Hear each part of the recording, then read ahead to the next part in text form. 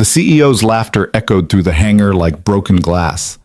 "Fix this helicopter," Vivian Cross announced to the cameras, her manicured finger pointing at the night janitor. "And I'll kiss you right here, right now." The engineers roared. The client smirked. But Caleb Mercer, invisible in his maintenance uniform, calloused hands gripping a mop, didn't flinch. His eyes moved past the mockery, past the woman in designer heels, and locked onto the grounded H-145 like it was whispering secrets only he could hear. What they didn't know would cost them everything. What he was about to reveal would change all their lives forever. If you're watching from anywhere in the world, drop your city in the comments below. I want to see how far this story travels. And if you're already hooked, hit that like button and stay until the end. Trust me, you won't see this coming. The February wind screamed through the gaps in the Cross Aviation hangar doors, carrying with it the metallic bite of winter and the kerosene smell of ambition. At 11:47 p.m., the facility should have been silent except for the hum of security lights and the occasional groan of cooling metal.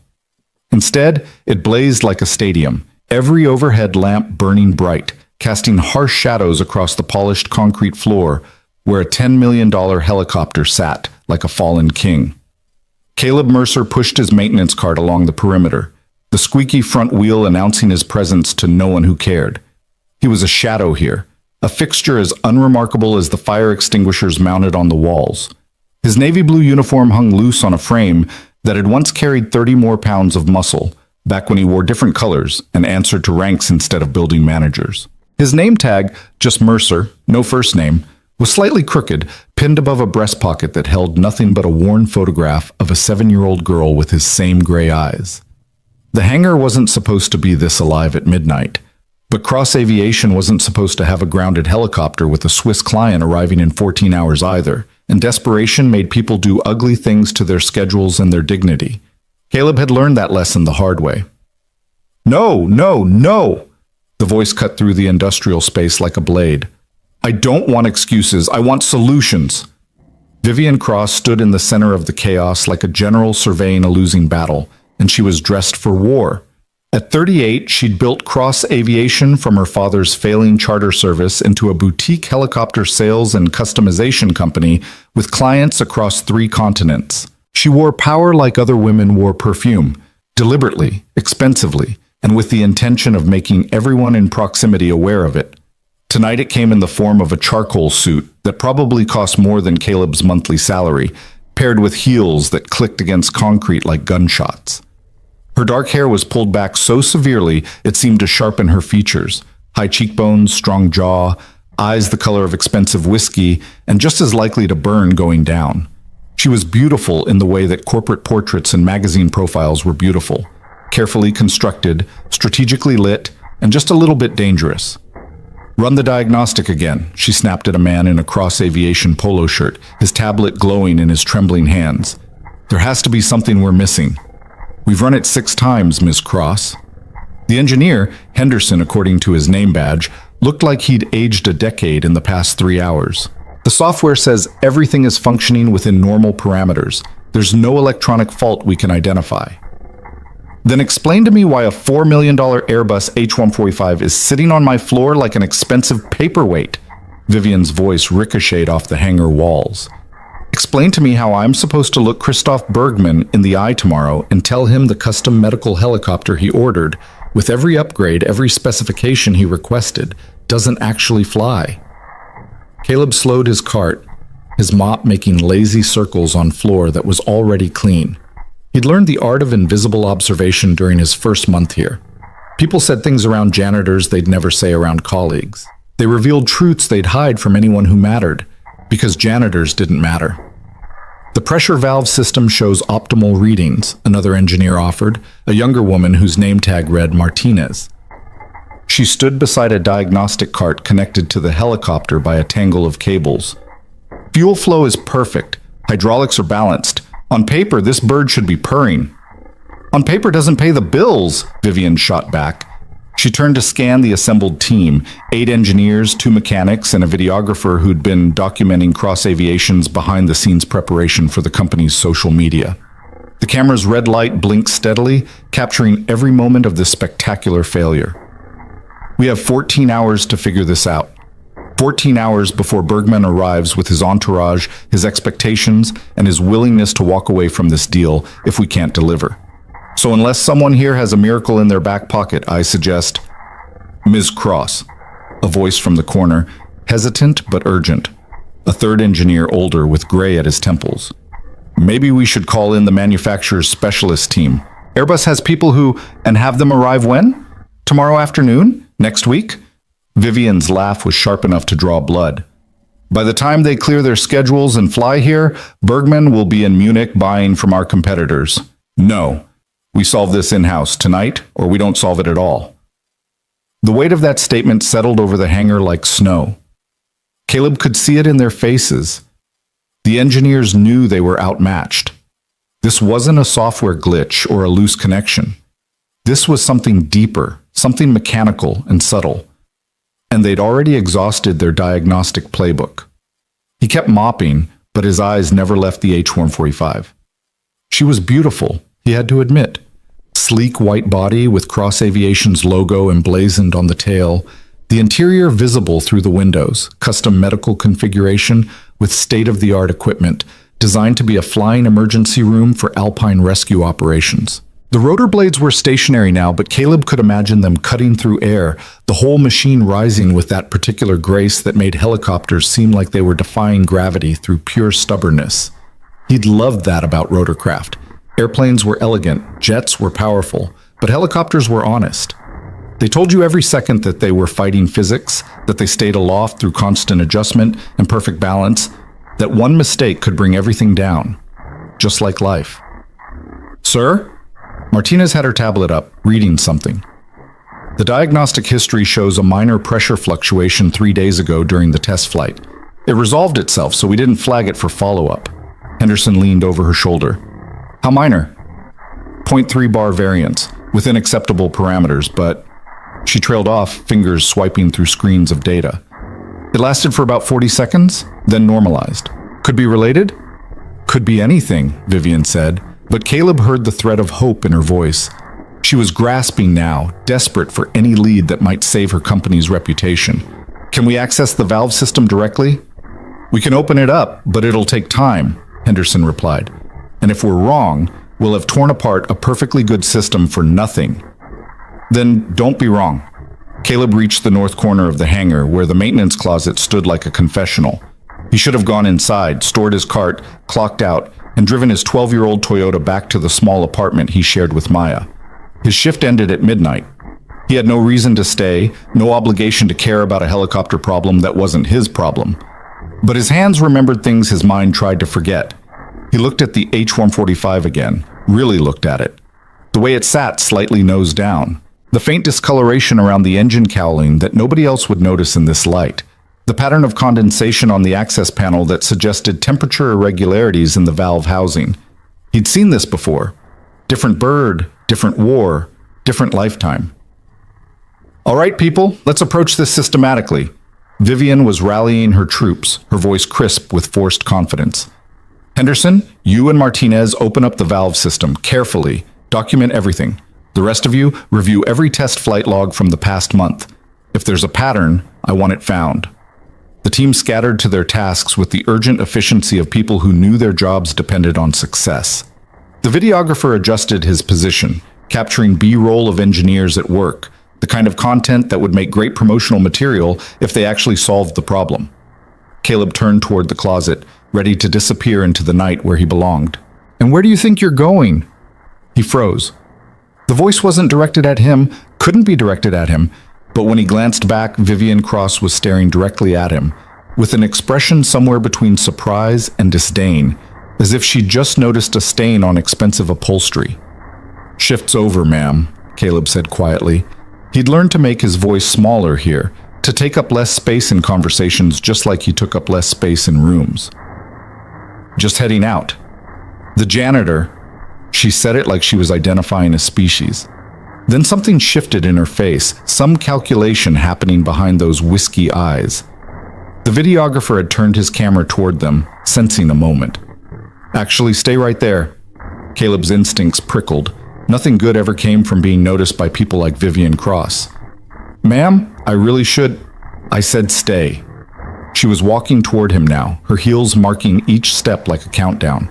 The engineers had paused their work to watch, sensing a shift in the room's energy. "You're here every night, right?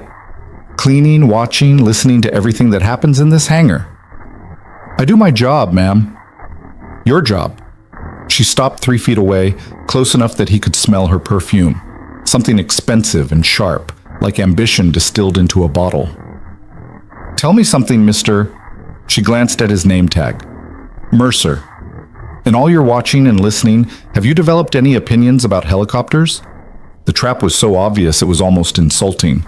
She was setting him up for entertainment, something to break the tension for her exhausted team. The night janitor with ideas above his station. It would be funny, briefly, and then he could leave. "No, ma'am, I just clean. Just clean." She smiled, but it didn't reach her eyes. "How refreshingly humble. But you're looking at my helicopter like you understand it, like you can see something we can't." Several engineers chuckled. Martinez looked uncomfortable, like she didn't want to watch whatever was about to happen but couldn't look away. "I don't understand anything about helicopters, ma'am," Caleb said evenly. "I know where the mops are kept. That's about it." "That's about it," Vivian repeated, mocking his cadence. She turned to address the room, playing to her audience now. "You know what I love about this company? Merit. You work hard, you know your craft, you rise, you fake it, you fall. Simple as that." She spun back to him. "So here's what I'm thinking, Mercer. You've been watching my engineers struggle with this problem for hours. You've seen millions of dollars of machinery sitting useless on this floor, and you're telling me you have absolutely no thoughts about what might be wrong?" "I clean floors, Ms. Cross. I don't fix helicopters." "But if you did fix helicopters," she pressed, stepping closer, "what would you look at first?" The hangar had gone completely quiet. Even Henderson had set down his tools to watch this public dissection. The camera was recording everything, and Caleb knew exactly where this was heading. This was what powerful people did when they were frustrated. They found someone beneath them and made a show of power, just to remind everyone who was in charge. He should walk away. He should smile politely, make an excuse, and disappear into the February night. But his eyes drifted past Vivian's shoulder to the H-145, and he saw it again. The slight cant, the discoloration, the condensation pattern that told a story if you knew how to read it. "The pressure valve system," he heard himself say. The room seemed to inhale. Vivian's eyebrows rose. "The pressure valve system, how specific. And what would you do with this pressure valve system, Mercer?" Now he'd stepped in it. Now he had to either back down or commit. He thought of Maya, safe in bed at Mrs. Chen's apartment next door, probably dreaming about her robotics competition. He thought of the bills on his kitchen counter. He thought of all the reasons he'd learned to be invisible. "I'd check for metallic dust accumulation in the housing," he said quietly. "It's rare, but if there was a minor pressure spike 3 days ago, like your engineer mentioned, it could have caused microscopic valve seat degradation. The particles would be too fine for standard diagnostics to flag, but they'd restrict flow just enough to prevent proper pressure maintenance during ignition sequence." The silence that followed was absolute. Henderson broke it first. "That's actually theoretically possible, but the diagnostic would have caught metal particles." "Not if they're still suspended in the valve mechanism itself," Caleb continued, and he could hear his voice changing despite himself, becoming more precise, more technical. "The particles wouldn't show up in the fluid sample. You'd have to physically disassemble and inspect the valve housing under magnification." Martinez was already pulling up something on her tablet. "The pressure variance was brief but sharp. If it damaged the valve seat even minimally—" She looked up at Vivian. "He might be right. It fits the symptom pattern." Vivian was staring at Caleb like she was seeing him for the first time, really seeing him, and he watched her expression shift from surprise to calculation to something that looked almost predatory. "Well," she said slowly, "aren't you just full of surprises?" She turned to address the room again, and Caleb knew whatever was coming next was going to be bad. "My engineers spent 3 hours and couldn't diagnose this problem. But apparently, our night janitor figured it out in 5 minutes, just by looking." She let that sink in, let the engineers feel the weight of it. So here's what I think. I think Mercer here has been hiding some very interesting qualifications. And I think she turned back to him, and her smile was dangerous. I think we should put him to the test. Ms. Cross, I really don't think, Henderson started. Oh, I'm thinking plenty, Vivian interrupted. In fact, I'm thinking so much that I'm going to make this interesting. She raised her voice, making sure everyone could hear, making sure the camera caught every word. Mercer, you seem to know a lot about helicopters for a man who just cleans floors. So here's my offer. You fix this helicopter. You personally diagnose and repair whatever's wrong with my H-145, and I'll kiss you. Right here, right now, in front of everyone. The hangar erupted in shocked laughter and gasps. The videographer zoomed in on Caleb's face, capturing his reaction for posterity. Miss Cross, that's completely inappropriate, Martinez objected. Is it? Vivian's eyes never left Caleb. I'm just motivating our hidden expert here. Unless, of course, you were just guessing, Mercer. Unless all that technical knowledge was just lucky improvisation, and you're actually as unqualified as your job title suggests. It was masterful, Caleb had to admit. She'd cornered him perfectly. If he backed down now, he looked like a fraud. If he accepted, he became a spectacle, entertainment for her stressed team and content for her social media. Either way, she won. I'm a janitor, he said again, but the words felt hollow now. Then walk away, Vivian challenged. Go back to your mops and your invisibility. Nobody will blame you. She paused. But if you're right about that valve, if you actually know what you're talking about, then maybe you're wasting your talents pushing a cleaning cart around my hangar. She was good. She'd added just enough dignity to the dare that refusing it would feel like cowardice rather than common sense. Caleb looked at the H-145 again. It would take maybe 2 hours to properly disassemble the valve system, inspect it, clean it, if necessary, and reassemble it. He could do it in his sleep. He had done it in worse than sleep, had done it under fire with rounds impacting 20 meters away and rotors spinning overhead and blood on his hands that wasn't his own. But that was a different life. That was before. No, thank you, ma'am, he said, and turned toward the maintenance closet. $5,000. He stopped. Vivian's voice was different now, harder. Fix my helicopter tonight and I'll pay you $5,000 cash, on top of the kiss, which I'm sure will be memorable. More laughter from the engineers, nervous now. That's a lot of money for a janitor, Mercer. Probably 3 months' salary for you. 4 months, actually. 4 months of rent and groceries and Mrs. Chen's childcare fees. 4 months of slowly building the savings account that was supposed to be Maya's college fund but kept getting raided for emergencies. I can't help you, Ms. Cross. Can't or won't? She was angry now, the mask of amusement slipping. Because it's starting to feel like you wasted my time with your theories and your technical knowledge. Like maybe you're not as smart as you pretended to be. Henderson cleared his throat. Ms. Cross, we should probably get back to... Did I ask you, Henderson? She snapped. Then back to Caleb. Last chance, Mercer. Show me I'm wrong about you. Show me you're not just another invisible person in an invisible job. And there it was, the real insult, the one that cut deeper than mockery or money. Invisible. Like the last 10 years of his life had been so small they didn't even register. Like choosing to be there for Maya, to be present for the only person in the world who mattered, was somehow a failing rather than the only thing he'd done right. He turned back slowly. If I fix your helicopter, he said quietly, I don't want your money, and I definitely don't want your kiss.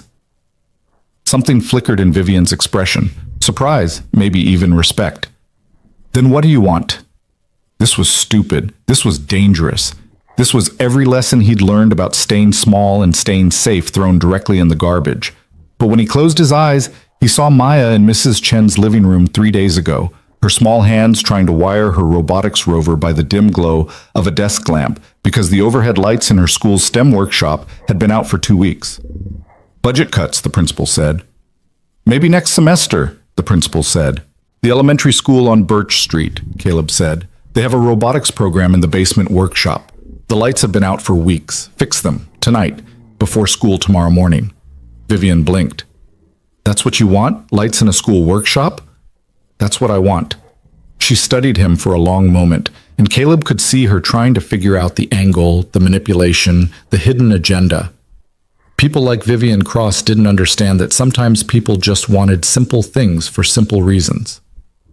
"Fine," she said finally. "You fix my helicopter by—" She checked her watch. 2:00 a.m. Give you 2 hours. You fix it, I'll have someone at that school by dawn, replacing every light in the building if that's what it takes. You fail, you're fired, and I'll make sure every aviation company in the state knows you're a fraud who impersonated an engineer." "Ms. Cross, he's not an engineer," Martinez protested. "We can't just let him—" "He seems to think he knows what's wrong with my helicopter," Vivian interrupted. "And right now, he's the only person in this hangar who's offered a diagnosis we haven't tried. So either he's right, or he's about to learn a very expensive lesson about speaking up without credentials." She extended her hand to Caleb, a mockery of a business deal. "Do we have an agreement, Mercer? 2 hours. Fix my helicopter. I fix your lights. Yes or no?"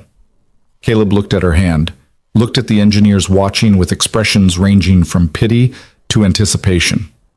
Looked at the camera still recording, turning this whole thing into content, into entertainment. Then he looked at the H-145. He took Vivian's hand. Her grip was firm, competitive, the handshake of someone who viewed everything as a negotiation to win. "Yes," he said, "we have an agreement." Vivian smiled, and it was the smile of someone who just won something. "Excellent. Henderson, give him whatever tools he needs. The rest of you, back to work. Let's see if our janitor is as smart as he thinks he is." She walked away, heels clicking, already pulling out her phone to document this moment for whatever social media narrative she was constructing. The engineers dispersed slowly, throwing glances back at Caleb like he was a car accident they couldn't help but watch. Martinez approached him carefully. "Hey, are you sure about this? Because if you're wrong, she'll destroy you. That's not an exaggeration. I've seen her end careers over less." "I know," Caleb said. "And you're really going to try this? You actually know how to—" She gestured at the H-145. "I used to know," Caleb corrected. "Long time ago." She nodded slowly, then surprised him by saying, "Well, for what it's worth, your diagnosis made sense. If you need an extra pair of hands, I can assist. Off the record." "Thank you, but I think I need to do this alone." Martinez left him there, standing in the bright hangar with his maintenance cart and his crooked name tag, and 2 hours to either validate the life he'd left behind or prove that Vivian Cross was right about him being invisible for a reason. Caleb walked to the maintenance closet and opened the door. Behind a shelf of cleaning supplies, hidden under a tarp that hadn't been moved in 3 years, sat a duffel bag he'd brought to this job on his first day and never opened since. He pulled it out, feeling the familiar weight, and unzipped it slowly. Inside were tools that had once been the most important things in his life. Precision instruments, some military issue, some custom modified, all maintained with the obsessive care of someone who knew that in his old profession, a stripped bolt or a loose connection could mean the difference between life and death. He'd kept them because throwing them away would have been like throwing away a limb, but he'd hidden them because looking at them every day would have been like staring at a photograph of someone who'd died. Caleb pulled out the tool roll, felt the leather soft and worn under his fingers, and began selecting what he'd need. Torque wrenches calibrated to specific tolerances, precision screwdrivers, inspection mirrors, a jeweler's loop for examining microscopic damage, everything organized, everything exactly where it should be, muscle memory guiding his hands even after a decade. When he turned around, Henderson was standing there with a diagnostic tablet. The older engineer's expression was complicated, skepticism mixed with curiosity, mixed with what might have been hope. "For what it's worth," Henderson said quietly, "I hope you're right. Not just because we need this bird fixed, but because that theory you offered, it's better than anything we came up with." He held out the tablet. "Access codes and system maps. If you're going in, you'll need these." "Yes," Caleb took the tablet. "Thank you." "Don't thank me yet. You've got 1 hour and 57 minutes. Henderson paused. "Who are you, really?"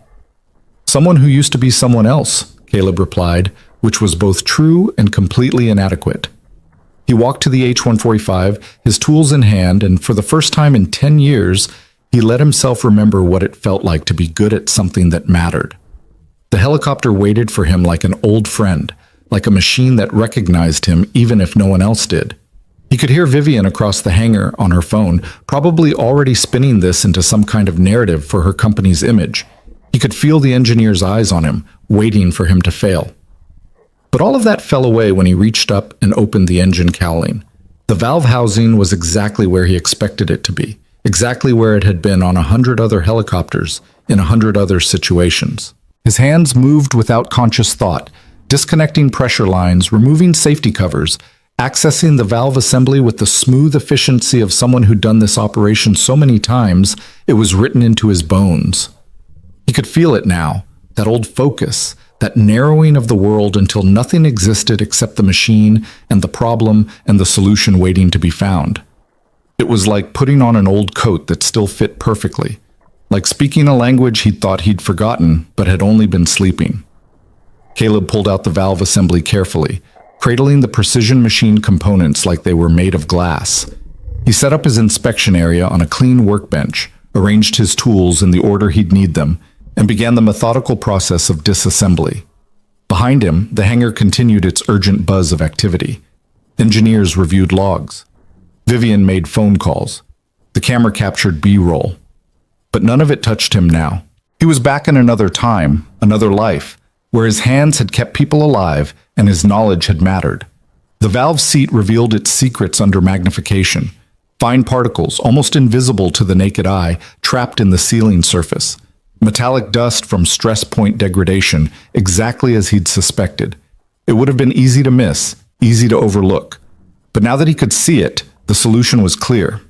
Caleb worked with the patient precision of a surgeon, cleaning each component, inspecting for additional damage, documenting everything on the diagnostic tablet because proper maintenance required proper records. He could feel the old training taking over, the systematic approach, the triple-check methodology, the absolute certainty that shortcuts killed people. An hour passed, then 90 minutes. Vivian appeared at his elbow, startling him. "Well?" "Found the problem," Caleb said without looking up. He was in the middle of a critical torque sequence and couldn't afford distraction. "Give me 15 minutes. You found..." She leaned in to look at his documentation on the tablet. Metallic particulate contamination in the valve seat, caused by stress fracture propagation during the pressure spike event. She read his notes with what sounded like genuine surprise. "This is detailed, very detailed." "It's standard documentation protocol," Caleb replied, finishing the torque sequence and moving to the next bolt. "You document everything because if something goes wrong later, you need to know exactly what was done and why." "Standard protocol for what?" Vivian pressed. "Who are you, Mercer? Really?" "Right now, I'm someone who needs to concentrate." She didn't leave, but she did stop talking. Caleb finished the reassembly, working backward through the process with the same methodical care. Every connection verified, every seal checked, every tolerance confirmed. He'd learned a long time ago that fast work and sloppy work were two different things, and only one of them kept people alive. At 1:52 a.m., he closed the engine cowling and stepped back. "It's done," he said. The hangar seemed to exhale. Engineers gathered around as Henderson approached with the startup checklist. "You want to do the honors?" he asked Caleb, holding out the tablet. "No," Caleb said. "This is your bird. You run the pre-flight." Henderson nodded, some tension leaving his shoulders, and began the systematic startup sequence. Caleb watched from a distance as the helicopter came to life. Systems powering up, diagnostics running green, the gentle building whine of turbines spinning to operational speed. Then the main rotor began to turn. Slowly at first, gaining speed, the massive blades cutting through the hangar air with that distinctive whoop, whoop, whoop that was somehow both mechanical and alive. The H-145 trembled, testing itself, and then, with a grace that still amazed Caleb after all these years, it lifted. Just a few inches off the ground, just enough to prove that it worked, that it was whole, that whatever had been broken was broken no more. The engineers broke into spontaneous applause. Henderson was grinning. Martinez had tears in her eyes. The videographer captured it all, the moment of triumph, the victory against deadline and desperation.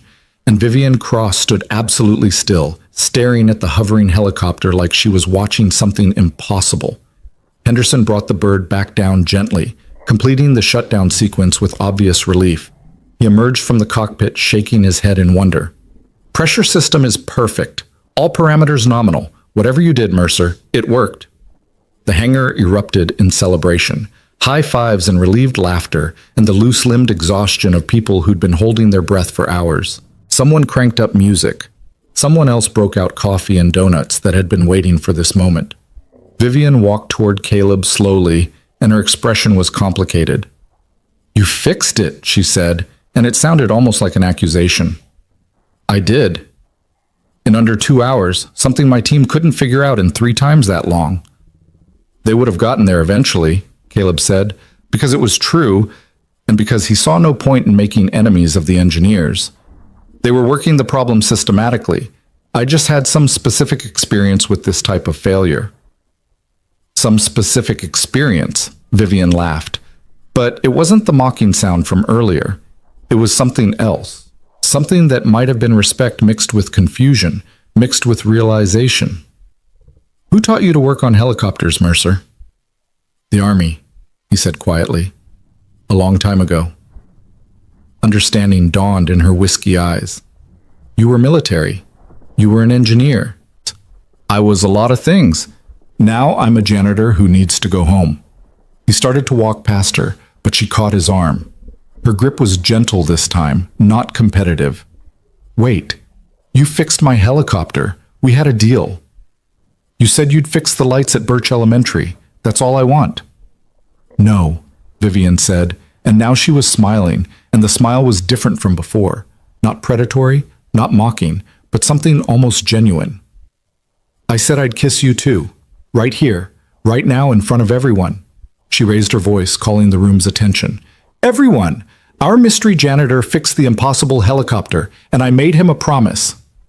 The engineers whooped and whistled. The camera swung toward them, red light blinking. Vivian took a step closer to Caleb, close enough that he could see gold flecks in her eyes, close enough to be theatrical for the audience. "So here it is, Mercer," she said, her voice carrying across the hangar. "I always keep my promises. Are you ready?" And Caleb, who had spent 10 years learning to be invisible, who had trained himself to accept humiliation and mockery and dismissal as the price of being there for his daughter, who had rebuilt his entire life around the principle of staying small and staying safe. Caleb stepped back. "No," he said clearly. The hangar went silent. Vivian's smile faltered. "What?" "I don't want your kiss," Caleb said, and his voice was calm, even, without anger or judgment. "I never did. That was your idea, your show. I just wanted to help, and I wanted those lights fixed, that's all." You could have heard a pin drop on the concrete floor. The videographer kept filming, capturing this moment of unexpected defiance. The engineers looked like they weren't sure whether to be impressed or terrified. Vivian's expression cycled through surprise, confusion, and something that might have been embarrassment before settling on a careful neutrality. "I see," she said quietly. "You're refusing." "I'm just saying no thank you, ma'am. The helicopter's fixed. That was the real deal. Just make sure those lights get replaced, and we're square." He walked away then, leaving her standing there in front of her employees and her camera and her helicopter that flew because he'd made it fly. He packed his tools back into the duffel bag, zipped it carefully, and stored it again behind the cleaning supplies where it would wait for another decade or another emergency, whichever came first. When he emerged from the maintenance closet, Vivian was there again, blocking his path. But her arms were crossed now, defensive rather than aggressive, and her expression was thoughtful. "I misjudged you," she said simply. "That's rare for me, but I did. I'm sorry." "It's fine." "It's not fine. I made a spectacle of you because I was frustrated and scared, and I took it out on someone who couldn't fight back. That's not fine, Mercer. That's me being a terrible person." She paused. "The lights will be fixed by morning. I'll handle it personally. But can I ask you something?" "Yes, ma'am." "Why do you care about lights in a school workshop? What's at that school that matters more than $5,000 in a moment of glory in front of these people?" Caleb pulled out his wallet and extracted the photograph he kept there. Maya, 7 years old, holding the partially assembled robotics rover she was building, her smile bright enough to power cities. He showed it to Vivian. "My daughter," he said. "She's competing in the state robotics competition next month. She builds her projects in that workshop after school because we don't have space in our apartment. But the lights have been out for 2 weeks, and it's hard to wire circuits by desk lamp, so that's why I care. Not for me, for her." Vivian took the photograph gently, studying Maya's face. When she looked up, something had shifted in her expression. Something softer, something almost vulnerable. "She looks like you," Vivian said. "Same eyes, same determination in the chin." "She's braver than me," Caleb replied, taking the photograph back and replacing it carefully in his wallet. "She's not afraid to be brilliant. I'm trying to make sure the world doesn't teach her to hide it." "By hiding yours?" The question landed like a punch, but Caleb didn't have an answer for it. Or maybe he had too many answers, all of them complicated and painful, and tied up in choices he'd made 10 years ago that still shaped every day of his life. "I need to go," he said instead. "My shift ended an hour ago, and Mrs. Chen charges extra after 1 a.m. Vivian nodded slowly. "Henderson will process your bonus for fixing the helicopter. I said I didn't want money, and I'm giving it to you anyway because you earned it. Consider it compensation for making my engineers look bad." She smiled slightly. "And for teaching me something about assumptions." Caleb didn't argue. $5,000 was $5,000, and pride was expensive when you were raising a kid alone. "Thank you, Miss Cross." "Vivian," she corrected. "After tonight, I think we're past formalities." She extended her hand again, but this time it wasn't a mockery or a trap. "You're a good man, Mercer. Better than this place deserves. Better than I deserve." He shook her hand. "You're not as bad as you think you are." "I'm worse," she said, but she was smiling. "But maybe I can learn. Lights will be fixed by 7 o'clock a.m. You have my word." Caleb left Cross Aviation at 2:14 a.m., walking out into February cold that bit through his jacket and made his breath fog white in the parking lot lights. His 12-year-old Toyota started on the third try, the heater coughing out air that wouldn't warm up until he was already home. He drove through empty streets, past closed shops and dark houses, past the elementary school on Birch Street where Maya would arrive in 6 hours to find lights that worked and a workshop where she could see clearly enough to build her dreams. And Caleb Mercer, who had spent 10 years being invisible, allowed himself a moment of satisfaction. Not pride. Pride was dangerous. Pride made you visible. But satisfaction. He'd helped. He'd mattered. For one night, his hands had remembered their purpose. It would have to be enough. Because come morning, he'd be back to being just the janitor, just the shadow, just the man nobody noticed unless something needed cleaning. But tonight, just for tonight, he'd been something more. And somewhere in the city, in a hangar that smelled like kerosene and Triumph, a woman named Vivian Cross was staring at a photograph of a 7-year-old girl and wondering what else she'd been too blind to see. The apartment was dark when Caleb turned his key in the lock at 2:47 a.m. The only sound the familiar creak of hinges that needed oil he kept meaning to buy. He moved through the small space by memory and streetlight filtering through thin curtains, past the kitchenette with its perpetually dripping faucet, past the couch that doubled as his bed, to the single bedroom where Maya slept. He stood in the doorway for a moment, just watching. She was sprawled across her twin bed in the boneless way only children could manage, one arm flung over her stuffed elephant, her dark hair a tangle across the pillow. On her desk, illuminated by the neighbor's porch light through the window, sat the half-finished rover, a maze of wires and servo motors and dreams that she'd been building piece by careful piece. Caleb felt something loosen in his chest, the tension of the night finally releasing. This was why. This was all of it. Not the helicopter, not Vivian Cross's respect or confusion, or whatever complicated emotion had been in her eyes when she looked at Maya's photograph. Just this. His daughter safe and sleeping and building a future that wouldn't require her to be invisible. He closed her door softly and moved to the kitchen, too wired to sleep. The refrigerator hummed its familiar rhythm as he pulled out yesterday's coffee, not bothering to heat it. Through the thin walls, he could hear Mrs. Chen's television still playing. She never slept before 3, said the quiet hours were when she could finally think without the world demanding pieces of her attention. Caleb's phone buzzed. A text from an unknown number. Lights will be installed starting at 6 a.m. Whole workshop will be upgraded. New fixtures, emergency backup system, everything to code. Also replacing lights in the cafeteria and gymnasium because why stop at one room? Invoice going to Cross Aviation. You earned this. You earned. He stared at the message for a long moment, then typed back. Thank you. The response came immediately. Don't thank me. You blackmailed me in front of witnesses and a camera. Despite himself, Caleb smiled. You made it a public bet. I made it a spectacle. There's a difference. Get some sleep, Mercer, and tomorrow come to my office at 9 a.m. We need to talk. The smile faded. I work nights. Not anymore. 9 a.m. Don't make me send Henderson to drag you in. Caleb set the phone down and stared at it like it might explode.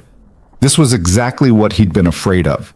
Attention, interest, the kind of visibility that led to questions he didn't want to answer and changes he couldn't afford. He'd fixed the helicopter because Maya needed lights, and because some part of him couldn't watch a machine suffer when he knew how to help. But he'd never wanted what came after. He thought about ignoring the summons. He thought about calling in sick, or simply not showing up, letting Vivian Cross draw whatever conclusion she wanted while he went back to being forgettable. But he also thought about the $5,000 bonus Henderson had mentioned, and how that money could cover 3 months of rent or 6 months of groceries or replace the Toyota's dying transmission. And he knew he'd be at her office at 9 because that's what fathers did. They showed up even when showing up was dangerous. At 6:15 a.m., Maya's alarm clock sang its cheerful electronic song, and Caleb heard her stumble out of bed with the groaning reluctance of all 7-year-olds confronting morning. He'd managed about 90 minutes of sleep on the couch, his body too conditioned to night shifts to fully adjust to being awake at dawn. Dad? Her voice was sleep-rough and confused. Why are you up? Got home late, he said, which was true. Thought I'd make you breakfast. You never make breakfast. You're always sleeping. She padded into the kitchen in her dinosaur pajamas, rubbing her eyes. Then she focused on him properly and frowned.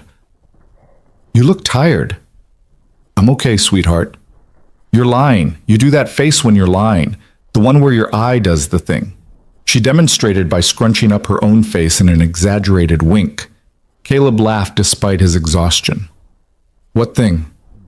That thing, the twitchy thing. Maya climbed onto one of the 2 kitchen chairs they owned, her feet swinging above the floor. Did something happen at work? Nothing bad, he said, pulling out eggs and the last of the bread. Actually, I think something good might be happening at your school today. Her eyes went wide. Did they fix the lights? Are they actually going to fix them? That's what I hear. Maya launched herself off the chair and wrapped her arms around his waist, squeezing hard enough to make him grunt. Really, really, really? Because Mrs. Patterson said it might be weeks, and I can't finish the obstacle avoidance system in the dark, and the competition is in 3 weeks, and really, really, Caleb confirmed, running his hand over her tangled hair. All new lights, everything you need. How did you know? Did you call them? Did you yell at someone? She pulled back to look up at him with those gray eyes that were his eyes, that saw through every defense he'd ever tried to build. You did something. I just asked nicely. You're lying again. The eye thing. But she was grinning now, bouncing on her toes with the explosive energy of a child who just received unexpected good news. You're magic. That's what Mrs. Chen says. She says you're secretly magic, and that's why good things happen, even when they shouldn't. Mrs. Chen says a lot of things. She says you're too good for cleaning floors. She says you're like one of those superheroes who pretends to be normal, but actually saves the world when nobody's looking. Caleb felt something catch in his throat. He turned back to the stove, cracking eggs into the pan with more focus than the task required. I'm not a superhero, Maya. I'm just your dad. That's the same thing, she said simply, with the absolute certainty of a child who hadn't yet learned that the world was more complicated than love and protection and showing up. Can I bring the rover to school today? If the lights are really fixed, I want to test the sensors during lunch. If you promise to be careful with it, and if you promise to actually eat lunch instead of just working. I promise, I promise. She was already racing back to her room, pajamas flapping, to get dressed and pack her backpack with the careful precision she applied to all her engineering projects. Caleb watched her go and thought about Vivian Cross's question from last night. Why do you hide yours? The answer was complicated, tangled up in a past he'd spent a decade trying to bury, and a present that required him to be small so Maya could be big. But standing here in their tiny kitchen, with its dripping faucet and thrift store furniture, watching his daughter vibrate with excitement about lights that would let her build her dreams. Maybe some sacrifices were worth making. Maybe some invisibility was chosen rather than imposed. Or maybe he was just lying to himself again, and even 7-year-olds could see it. They took the bus to Maya's school, the Toyota's transmission too unreliable for morning traffic. She talked the entire 15-minute ride about her rover's design, about the ultrasonic sensors she was trying to calibrate, about how if she could just get the obstacle detection algorithm right, her robot would be able to navigate the competition course without any remote control input at all. Caleb listened and nodded and asked the right questions, but part of his mind was already at Cross Aviation, already standing in Vivian's office, already dealing with whatever conversation she thought they needed to have. Nothing good came from private meetings with powerful people. He'd learned that lesson in the military, watching officers destroy careers with closed-door discussions that were framed as opportunities but functioned as executions. The school was a low-brick building that had been new in the 1970s and was now held together by optimism and inadequate maintenance budgets. But as they approached, Caleb saw the utility truck parked out front, saw workers in high-vis vests carrying equipment toward the side entrance that led to the basement workshop. Maya saw it too and gasped. They're really here! Dad, they're actually fixing it! Told you. She squeezed his hand hard, then ran toward the entrance where other kids were arriving, already calling to her friends about the workers and the lights, and how today was going to be the best day ever. She turned back once, waving, her backpack bouncing with the rover carefully protected inside. Caleb waved back and watched until she disappeared into the building, safe in the world of homework and friendships and robots that only needed to navigate foam obstacles, instead of the complicated terrain of adult decisions. Then he checked his watch, 7:42 a.m., and started the walk to Cross Aviation. It was 3 miles, but he had time, and the cold air helped wake him up in ways coffee never could. The city was coming alive around him, stores opening their gates, commuters hurrying to jobs with titles and health insurance and futures that were planned rather than survived. Cross Aviation looked different in daylight, less dramatic, less industrial, more like an actual business with a parking lot that was filling up and a glass-fronted office section that Caleb had only ever seen from outside. The hangar entrance was around back where service vehicles and employees entered, where people like him used ID badges that only opened certain doors and only during certain hours. But Vivian had said her office, which meant the front entrance, which meant walking through spaces he'd never been allowed to occupy. Caleb pushed through the glass doors at 8:52 a.m. and found himself in a reception area that was all modern design and aviation photography. Helicopters against mountain sunsets, sleek interiors that looked more like private jets than emergency vehicles, smiling clients shaking hands with Vivian in various corporate poses. The receptionist looked up from her computer with the practiced smile of someone whose job was controlling access. Good morning. Do you have an appointment? Caleb Mercer, Ms. Cross asked me to come at 9. The smile didn't falter, but something flickered in her eyes. Recognition, maybe, or surprise. Of course. She mentioned you'd be coming. Let me just... She picked up her phone, pressed a button. Miss Cross? Mr. Mercer is here. A pause. Yes, ma'am. She hung up and gestured to the leather seating area. She'll be just a moment. Can I get you coffee? Water? I'm fine, thank you. Caleb sat on a chair that probably cost more than his monthly rent and tried not to feel like an imposter. He was still wearing his work clothes, the same jeans and flannel shirt he'd worn last night, because he didn't own anything that qualified as business attire and wouldn't have known what to do with it if he did. His hands were clean but calloused, his boots were functional rather than fashionable, and he was pretty sure he looked exactly like what he was, someone who didn't belong here. The elevator at the back of the reception area opened, and Vivian Cross stepped out. She'd changed since last night.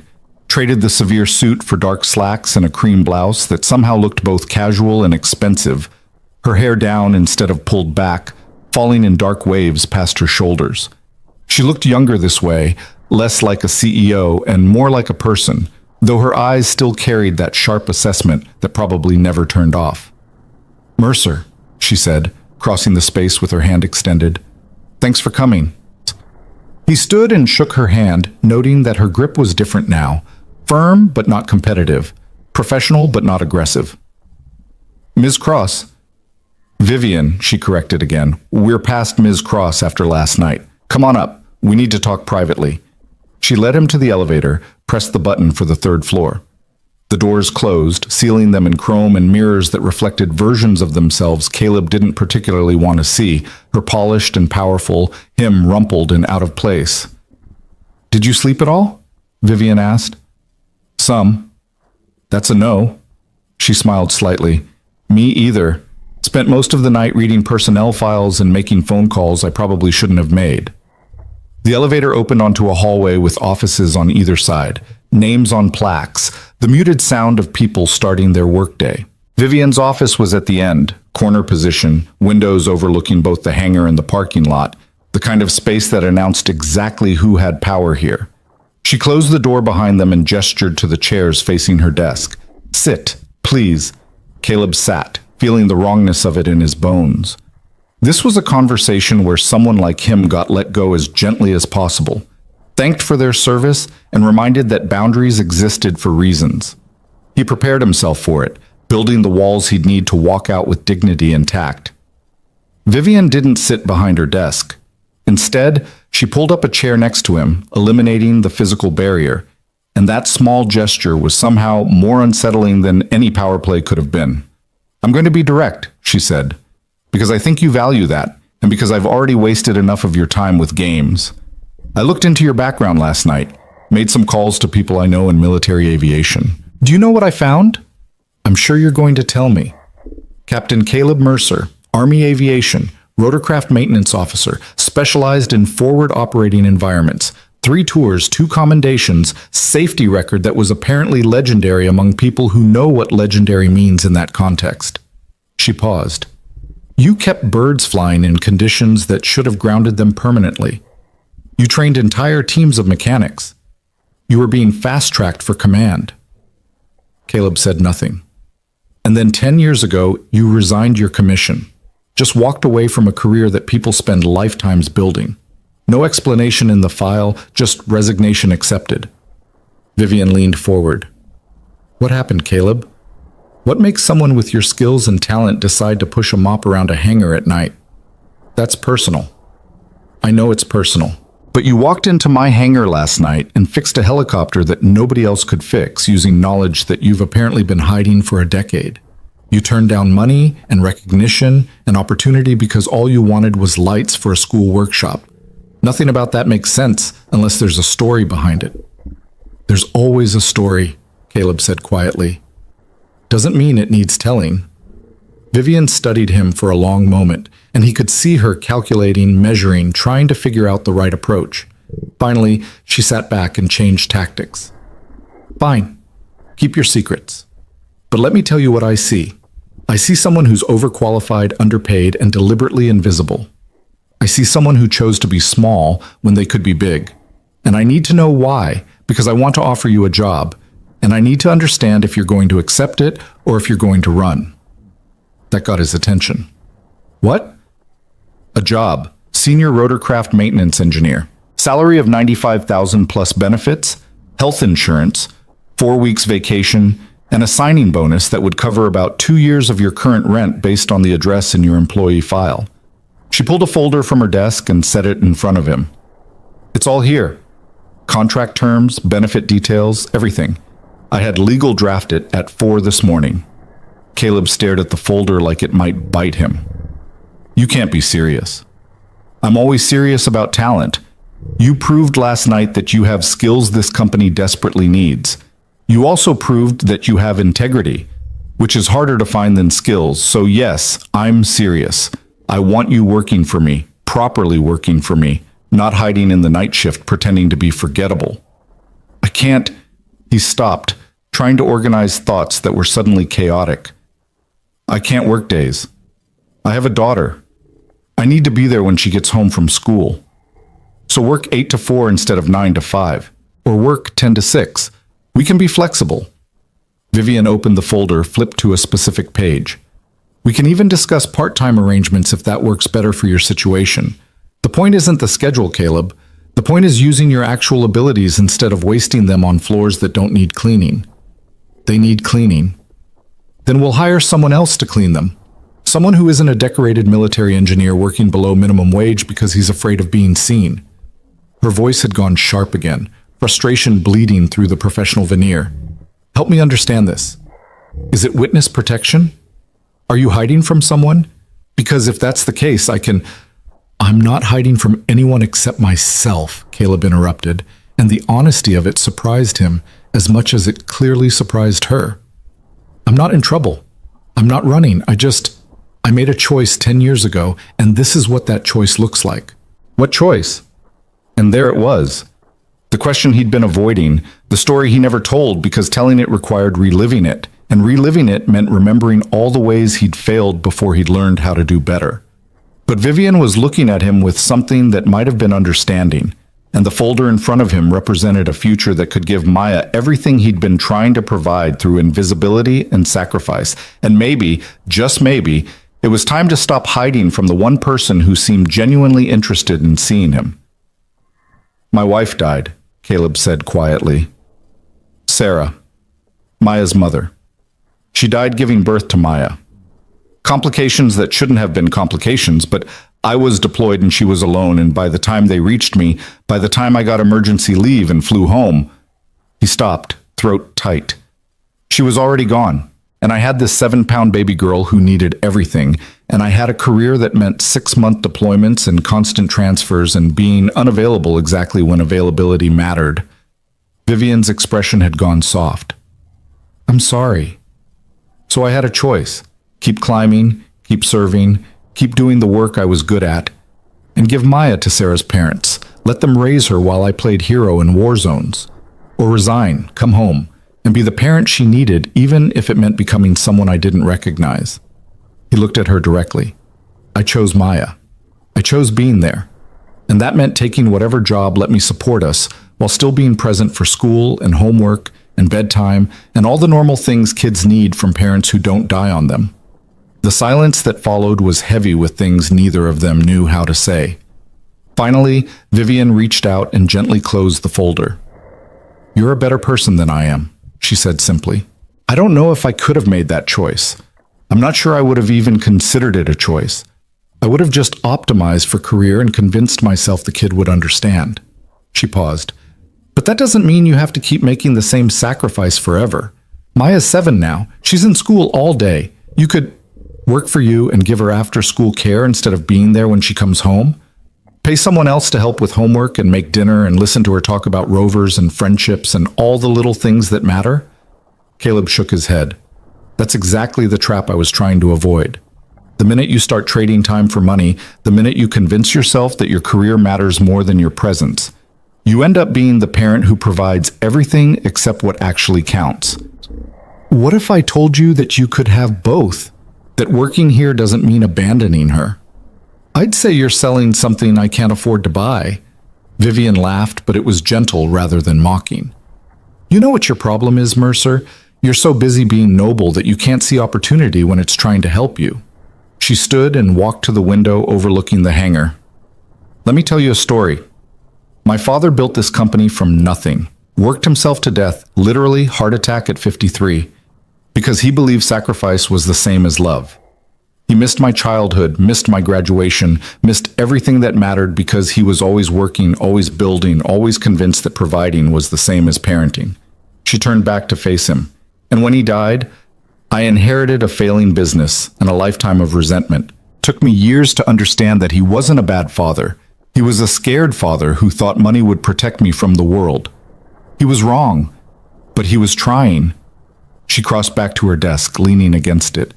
You're doing the same thing in reverse. You're so scared of being absent that you've made yourself invisible. But Maya's not going to remember that you cleaned floors at night. She's going to remember that you believed in her enough to build something better when she needed it. You don't know what she'll remember. No, Vivian agreed. But I know what I remember about my father, and it's not the business empire or the money. It's the 3 times he actually showed up, my 8th birthday, my high school science fair, and the week before he died when he finally admitted he'd made mistakes. She picked up the folder and held it out to him again. Don't make his mistakes, Caleb. Don't confuse presence with proximity. Maya doesn't need you to be invisible. She needs you to be proud of who you are, so she learns to be proud of who she is. Caleb took the folder this time, though he didn't open it. Why do you care? You humiliated me last night in front of your entire staff. You turned me into entertainment, and now you're offering me a career and life advice like we're old friends. What changed?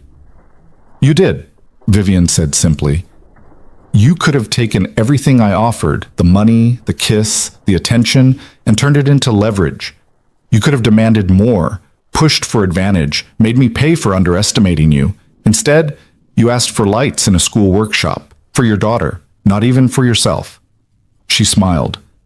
That's not something you see every day in my world. People who want things for others more than they want things for themselves? That's rare. That's valuable. And I'm smart enough to recognize it when it walks into my hangar and fixes the unfixable just because it's the right thing to do. I'm not special. Yes, you are. You're just too busy being humble to notice. She checked her watch. Look, I'm not asking you to decide right now. Take the folder home. Read it. Think about it. Talk to Maya. Let her know her father has options, and then make whatever choice you need to make. But do it knowing that hiding isn't the same as protecting, and sometimes the bravest thing we can do is let ourselves be seen. Caleb stood, the folder heavy in his hands with possibility and danger and futures he'd convinced himself were foreclosed. The lights, he said, at the school. Thank you for following through. I always follow through. It's kind of my thing. Vivian walked him to the door, opened it. One more thing. The engineers from last night, they've been asking about you all morning. Word spreading that the night janitor schooled the whole technical team. Henderson wants to buy you lunch. Martinez wants to collaborate on a maintenance protocol revision. She paused. You made an impression whether you wanted to or not. People see you now. Question is whether you're brave enough to let them keep seeing. He didn't have an answer for that, so he just nodded and walked back toward the elevator, past offices where people were starting to notice him, starting to whisper, starting to piece together that he was the mysterious janitor from the late-night helicopter resurrection. The receptionist smiled at him differently when he crossed the lobby. Have a good day, Mr. Mercer. We hope to see you again soon. Mr. Mercer. Not Mercer. Not the janitor. A person with a title and an identity that existed beyond maintenance carts and mops. Caleb stepped out into morning sunlight that felt different than it had 90 minutes ago, walked past his Toyota in the parking lot, and kept walking until he found himself at the elementary school on Birch Street just as the workers were finishing up. He talked his way past the front office, mentioned he was Maya Mercer's father, that he'd heard about the lighting upgrade, and made his way down to the basement workshop. It was transformed. Where before there had been flickering fluorescence and dark corners, now bright LED panels flooded every surface with clean white light. The workers were packing up their equipment, and a woman in a cross aviation polo was inspecting the installation with a clipboard. Looks good, she said to the crew chief. Ms. Cross wants photographs for documentation. She's very particular about follow-through. Caleb stood in the doorway and imagined Maya here this afternoon, unpacking her rover, finally able to see clearly enough to wire the sensors she'd been struggling with for weeks. He imagined her face lighting up brighter than any LED panel, her hands steady and confident as she built something that would carry her further than he'd ever gone. And he thought about Vivian's words. Maya doesn't need you to be invisible. She needs you to be proud of who you are, so she learns to be proud of who she is. Maybe she was right. Maybe he'd confused sacrifice with love, presence with protection. Maybe teaching Maya to aim high meant he had to stop aiming low. Or maybe he was just tired, wrung out from a night of memories and a morning of possibilities, and he needed to get home and sleep before the world demanded more decisions than he was prepared to make. But as Caleb walked back out into the winter sunshine, The folder from Vivian's office tucked under his arm, he felt something shift inside him. Not quite hope. Hope was dangerous and led to disappointment, but something adjacent to it. A recognition that the future might not be as fixed as he'd convinced himself it was. That doors he'd thought permanently closed might still be openable if he could find the courage to reach for the handle. His phone buzzed. A text from Maya sent during her break. "Dad, the lights are perfect. Thank you, thank you, thank you. You're the best dad in the universe." Caleb stood on the sidewalk reading that message 3 times, memorizing it, letting it settle into the place where he kept evidence that he was doing something right, even when everything felt uncertain. Then he texted back, "You're the best daughter in the universe. Build something amazing today." Her response was immediate. "I'm building 2 amazing things, the rover and a surprise for you. You'll see tonight." He smiled despite his exhaustion, pocketed his phone, and started the long walk home to an apartment that was small but sufficient, to a couch that doubled as a bed but was comfortable enough, to a life that was simple but honest and built entirely around making sure one 7-year-old girl knew she was loved enough to reach for stars. Whether he was brave enough to reach for them himself remained to be seen, but the folder under his arm suggested that maybe, just maybe, the question was worth asking. Caleb made it home by 11 and fell onto the couch with the folder still clutched in his hand, his body finally surrendering to exhaustion that felt like it had weight and texture. Sleep came hard and fast, pulling him under before he could even remove his boots. And he dreamed of helicopters that wouldn't start, and deadlines that kept moving closer, and Maya asking him why he was hiding when she could see him perfectly well. He woke to knocking at 1:47 p.m., disoriented and cotton-mouthed, his neck stiff from the angle he'd collapsed at. The knocking came again, insistent, and he stumbled to the door expecting Mrs. Chen or maybe the landlord about the constantly dripping faucet. Instead, he found Henderson standing in the hallway holding 2 paper bags that smelled like Chinese takeout and wearing an expression that was half apologetic, half determined.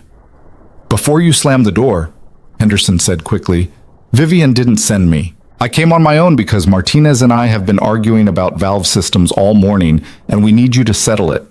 Also, I brought food because Martinez said you probably haven't eaten, and I'm apparently the only one with enough nerve to show up at your apartment uninvited." Caleb blinked, still half asleep. "How did you get my address?" "Employee directory.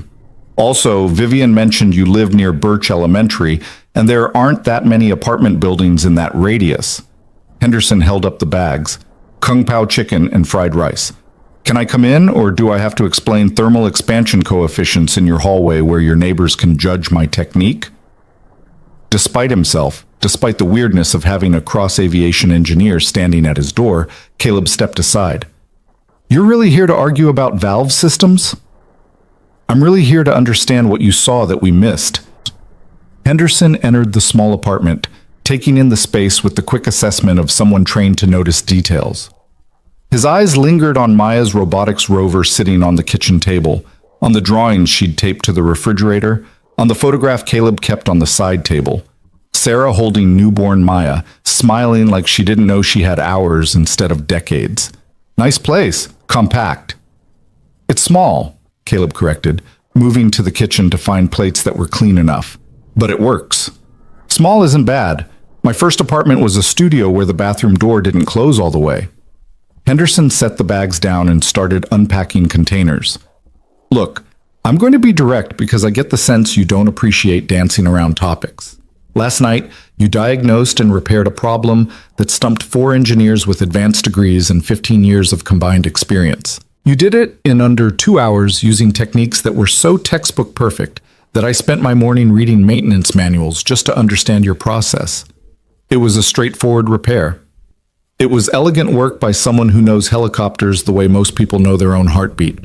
Henderson handed Caleb a plate loaded with food. "Vivian told us about your background.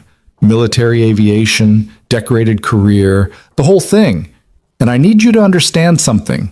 None of us are angry that you showed us up. We're impressed. Martinez has been talking about you like you're some kind of maintenance wizard.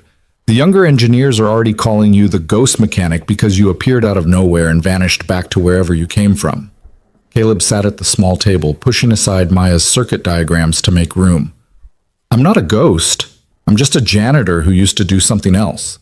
Yeah, you're someone who's been invisible by choice. And last night you got dragged into visibility, whether you wanted it or not. Henderson took the chair across from him, his own plate balanced carefully. So here's the thing. We need your help. Not in some abstract way, not eventually. We need it now. We've got 3 more custom orders in production, and each one has complications that our standard diagnostic protocols aren't catching. We're good engineers, Mercer. We're not incompetent, but you've got field experience we can't replicate in a classroom, and that matters. Vivian offered me a job this morning, senior engineer position. Henderson's face split into a genuine grin. She did? That's fantastic. When do you start? I didn't accept. The grin faded. Why not? Because I have a daughter who needs me present more than she needs me promoted. Caleb picked at his food, suddenly not hungry despite having skipped breakfast. Because I spent 10 years building a life that works, and changing it feels like gambling with her stability. Because you're scared, Henderson interrupted gently. And I get it. Change is terrifying, especially when you've got someone depending on you. But I've been watching you since last night, Mercer. The way you looked at that helicopter, the way your hands moved through that repair, that's not someone who's happy being invisible. That's someone who's been holding their breath for a decade, waiting for permission to exhale. You don't know me. No, but I know what it looks like when someone's lying to themselves about what they want. Henderson leaned forward. You want to know what I think? I think you miss it. I think you miss working on helicopters, miss using your brain for something more than floor cleaning schedules. I think you've convinced yourself that sacrifice equals love, and now you're trapped in a story you've been telling yourself for so long you've forgotten it's fiction. The words landed like punches, and Caleb felt his defenses rising. My daughter isn't fiction. My responsibility to her isn't something I made up. Of course not. But the idea that you have to be small for her to be big, that's fiction. That's a narrative you built to protect yourself from the guilt of your wife dying while you were deployed. Henderson's voice was quiet, but firm. And I'm not saying that to be cruel. I'm saying it because from the outside, it's obvious that you're punishing yourself for something that wasn't your fault. And you're using Maya as the excuse to keep the punishment going. Caleb stood abruptly, his chair scraping against linoleum. You need to leave. I will, but first, hear me out. Henderson didn't move from his seat. Martinez lost her husband 3 years ago. Car accident, sudden, stupid, the kind of random tragedy that makes you question everything. She had 2 kids, 6 and 8 at the time. And for about a year, she did exactly what you're doing, made herself small, took a lesser position, convinced herself that being present meant being diminished. He paused. You know what her kids told her eventually? They said they missed having a happy mom. They said they'd rather see her less and see her fulfilled than see her every day and watch her slowly disappear. That's not the same. It's exactly the same. You're disappearing, Mercer. Maybe not physically, but emotionally, professionally, personally. You're vanishing into a role that doesn't fit because you think that's what good fathers do. But good fathers teach their kids to be brave enough to use their gifts. How's Maya supposed to learn that if you're too scared to use yours? The silence that followed was broken only by the dripping faucet, its irregular rhythm marking seconds that felt heavy with accusation and truth. Caleb stared at the folder on his couch, at the job offer he'd been carrying around like evidence of temptation, at the future Vivian was offering that felt both impossible and inevitable. I don't know how to do this, he said finally, quietly. I don't know how to be both. The father who's there and the professional who matters. Know how to be one or the other. Then learn. Henderson stood, moving to stand beside him. That's what we do, right? We learn. We adapt.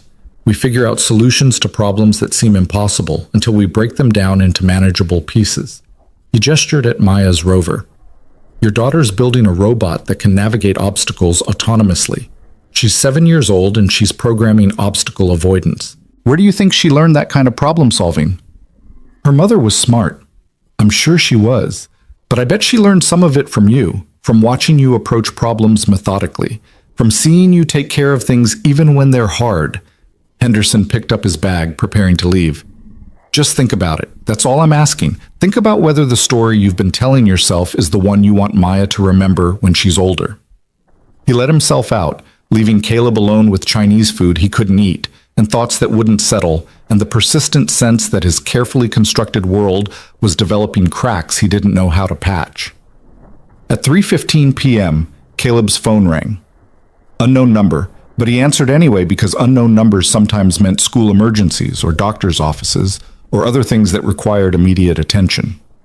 Mr. Mercer, this is Principal Davies from Birch Elementary. I wanted to call personally to thank you for the incredible lighting upgrade in our STEM workshop. The contractor mentioned you were responsible? Caleb's throat tightened. I just asked for help. Cross Aviation did the actual work. Well, your asking resulted in a $15,000 installation that our budget couldn't have supported for another 2 years. The teachers are thrilled, the students are excited, and Maya spent her entire lunch period showing her friends her rover under proper lighting. Principal Davies paused. She's very proud of you, Mr. Mercer. She told everyone her dad was magic. She exaggerates. Perhaps, but magic or not, you've made a real difference for these kids. Thank you. The principal hesitated. I hope you don't mind me saying this, but Maya mentioned you work nights. If you ever need flexibility for school events or parent conferences, please don't hesitate to reach out. We appreciate parents who show up for their children however they can. The call ended, and Caleb sat holding his phone, staring at nothing, feeling the weight of expectations he'd spent a decade trying to avoid. Everyone wanted him to be more. Henderson wanted him to be an engineer again. Vivian wanted him to accept opportunity. Maya wanted him to be magic. Principal Davies wanted him to be appreciated.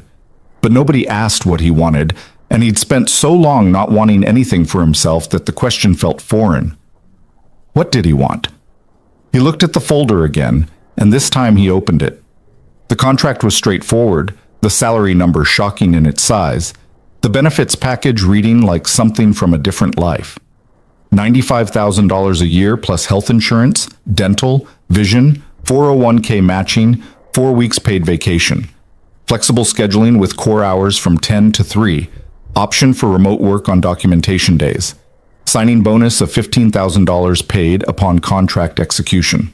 It was more money than he'd seen in a decade. It was security and stability and the ability to stop worrying about transmission repairs and whether he could afford Maya's field trip fees. It was everything he'd been scraping by without, offered freely if he'd just agree to be visible again. But it was also change, and change meant risk, and risk meant the possibility of failing Maya the way he'd failed Sarah by being thousands of miles away when it mattered most. Caleb was still sitting there, paralyzed by possibility, when his phone buzzed with a text from a number he now recognized as Vivian's. Henderson just called me. Said he ambushed you with Chinese food and unsolicited advice. I apologize. I didn't send him, but I'm not sorry he went. Sometimes we need people to tell us truths we're avoiding. No pressure on the job offer. But if you have questions, I'm available. V. He typed back, Why does this matter so much to you? The response took several minutes, and when it came, it was longer than her usual efficient messages. Because I see myself in you. Not the sacrifice part. I'm not selfless enough for that. But the hiding part. I built this company by being hard, by never showing weakness, by making sure everyone knew I was the smartest person in the room. It made me successful and lonely and so focused on proving my father wrong that I forgot to ask if I was proving myself right. You're doing something similar. You're so focused on not being absent that you've forgotten to be present. And I hope, that if I can help you stop hiding, maybe I can figure out how to stop hiding too. Does that make sense? Caleb stared at the message for a long time, reading vulnerability he hadn't expected from someone who seemed constructed entirely of confidence and sharp edges. He thought about responding, thought about asking what she was hiding from, but ultimately he just sent back, It makes sense. Thank you. At 3:45 p.m., he forced himself to shower and change clothes, to eat the cold Chinese food and drink water and perform the basic maintenance his body needed. Then he grabbed the folder and walked back to the elementary school to pick up Maya, arriving 20 minutes early because his internal clock was still confused about what time of day it was. He found her in the workshop, exactly where he knew she'd be, surrounded by other kids and their projects.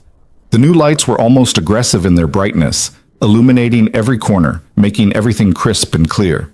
Maya was on the floor with her rover, two other girls leaning over to watch as she adjusted something on the circuit board with the careful precision of a surgeon. No, see, the sensor needs to detect obstacles at least 10 centimeters away, or the turning algorithm doesn't have time to react, she was explaining.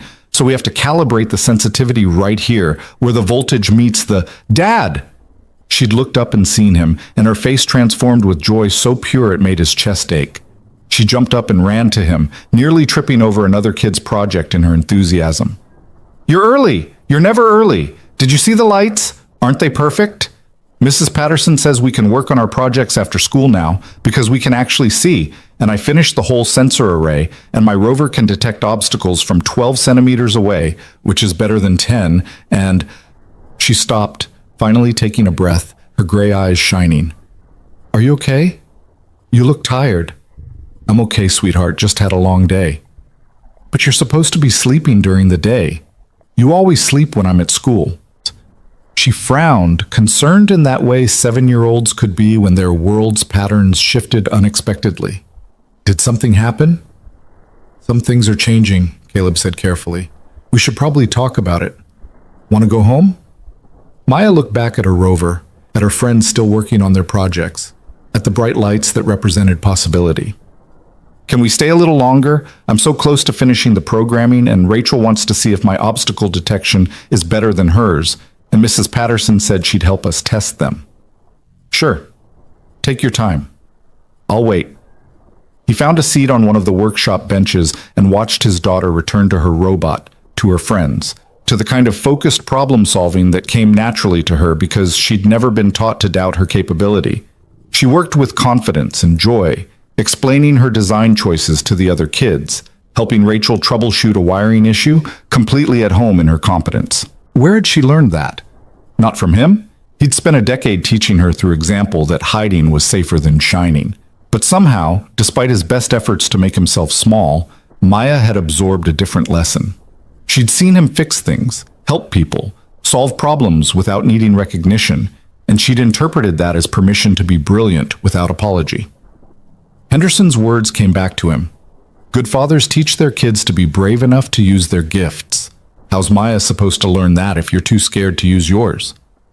Maybe he'd been teaching her the wrong lesson all along. Maybe by hiding his abilities, he'd been suggesting that capability was something to be ashamed of rather than celebrated. Maybe the best thing he could do for Maya wasn't to be invisible, but to show her what it looked like to be fully, proudly, competently present. Mrs. Patterson, the STEM teacher, approached him with a warm smile. Mr. Mercer, thank you again for making this happen. The difference these lights make is incredible. I'm glad they help. Maya's been telling everyone her father is an engineer who fixes helicopters. Mrs. Patterson's smile widened. She's very proud of you. I hope you know that. I'm just a... Caleb stopped himself, hearing how the automatic denial would sound, how it would diminish what Maya saw in him. Thank you. She's pretty great herself. She is. Brilliant kid, kind heart, natural leader. Whatever you and your wife did... She stopped, seeing something in his expression. I'm sorry, I didn't mean to presume. Her mother passed away when Maya was born, Caleb said quietly. It's been just the two of us. Mrs. Patterson's expression softened with understanding. Then you're doing an exceptional job. Single parents don't hear that enough, but it's true. Maya is thriving, and that's because of you. She gestured toward the workshop. She's going to do amazing things. Kids like her with that combination of technical skill and genuine curiosity, they change the world if we give them the chance. She moved away to help another student, leaving Caleb alone with that assessment. Maya was going to do amazing things. The question was whether he was going to teach her that amazing things required hiding your light, or whether he was brave enough to show her that being extraordinary was something to embrace rather than apologize for. At 4:30 p.m., Maya finally packed up her rover, satisfied with her progress. They walked home together in the late afternoon light, her hand in his, her chatter filling the space between buildings with excited updates about sensors and algorithms and how Rachel's robot was fast, but hers was smarter. "Dad," she said as they climbed the stairs to their apartment, "can I ask you something?" "Always." "Mrs. Patterson said you used to fix helicopters in the army, real helicopters that flew in important places." She looked up at him, curious and careful. "Is that true?" Caleb felt his heart rate increase, the old instinct to deflect rising automatically. But he looked at his daughter's face, at her open curiosity, and made a choice. "Yes," he said, "that's true." "Why did you stop?" "Because when you were born, I needed to be here for you more than I needed to fix helicopters. And being here meant doing different work that let me have different hours." They reached their door, and Maya was quiet while he unlocked it, her expression thoughtful in that serious way she had when processing complex information. Inside, she set her backpack carefully on the couch and turned to face him. "Did you like fixing helicopters?" The question was simple, but the answer was anything but. Caleb thought about the roar of rotors, the smell of aviation fuel, the satisfaction of making broken things whole, the pride of keeping people safe. He thought about who he'd been before Sarah died, before guilt and grief had convinced him that wanting anything for himself was a betrayal of the responsibilities he'd failed. "Yes," he said honestly, "I loved it." "Then why can't you do both? Fix helicopters and be my dad?" Maya's voice was small but determined. "I'm at school all day anyway, and Mrs. Chen likes watching me after school. She says I'm her favorite tenant even though I'm not a tenant. I'm just a kid who lives next door." "It's complicated, sweetheart." That's what grown-ups say when they don't want to explain. She crossed her arms, a miniature version of determination. "I'm not a baby, Dad. I can understand complicated. Try me." So Caleb sat down on the couch and pulled her next to him, and he tried to explain the last 10 years in terms a 7-year-old could grasp. He told her about being far away when Mommy got sick, about feeling like he'd failed the most important job he'd ever had. He told her about choosing to be close instead of impressive, about how cleaning floors at night meant he could always be there when she needed him. He told her about the helicopter, about Vivian's offer, about the choice he was trying to make. Maya listened with the focused attention she usually reserved for circuit diagrams, her small face serious. When he finished, she was quiet for a long moment. "Dad," she said finally, "I think you're making a mistake." "What do you mean?" "You think you failed Mommy because you weren't here. But you didn't fail. You were working, doing important things, and she knew that, right? She knew you were helping people?" Maya's voice was matter-of-fact, the logic clear to her even if it had eluded him for a decade. "So you being far away wasn't failing. It was just bad luck. Bad things happen sometimes. That's not the same as failing." Caleb felt something crack open in his chest, some locked door he'd been guarding for years. It felt like failing. "I know, but feelings aren't always right. That's what Mrs. Chen says. She says sometimes our feelings lie to us to keep us safe, but if we believe them too much, we end up safe and sad instead of brave and happy." Maya climbed into his lap, wrapping her arms around his neck. "I don't want you to be safe and sad, Dad. I want you to be brave and happy, like how you want me to be brave enough to enter the robotics competition, even though I might not win. You're going to do great in that competition. Maybe, but even if I don't, you'll be proud of me for trying, right? For using my skills and doing my best." She pulled back to look at him. "That's all I want for you too, to be proud of yourself for trying, for being who you really are instead of pretending to be smaller." Out of the mouths of children came wisdom that adults spent lifetimes avoiding. Caleb held his daughter and felt the weight of her simple truth settling into places he'd kept carefully barricaded. She was right. She was 7 years old and she could see what he'd been blind to, that he'd been punishing himself with invisibility, mistaking smallness for safety and sacrifice for love. "You're pretty smart, you know that?" he said, his voice rough. "I get it from you. And from Mommy, but mostly from you because you're here teaching me." Maya grinned. "So are you going to take the job? Are you going to fix helicopters again?" "I don't know yet. It's a big decision." "Then let's make a list. You love lists. You're always making lists for grocery shopping and bill paying and stuff." She jumped off his lap and ran to get paper and markers from her school supplies. We'll write down good things about taking the job and bad things, and then we'll see which side is bigger. So they sat at the kitchen table where Maya had been building her rover, and they made a list in her careful 7-year-old handwriting. Good things included more money, health insurance, using dad's skills, being proud, teaching Maya to be brave, and fixing cool helicopters. Bad things included change being scary, less time together maybe, and having to wake up early. When they finished, the good side had 7 items and the bad side had 3. And Maya looked at him with the satisfaction of someone who'd solved a mathematical proof. See? The good side wins. You should take the job. It's not always that simple, sweetheart. Why not? If there are more good things than bad things, and the bad things aren't even that bad, then the choice is obvious.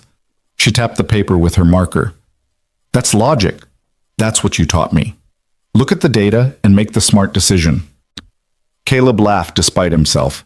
Despite the fear still sitting heavy in his chest, despite the decade of carefully constructed reasons why staying invisible was the only safe option. When did you get so wise? I've always been wise. You just noticed because I used good logic.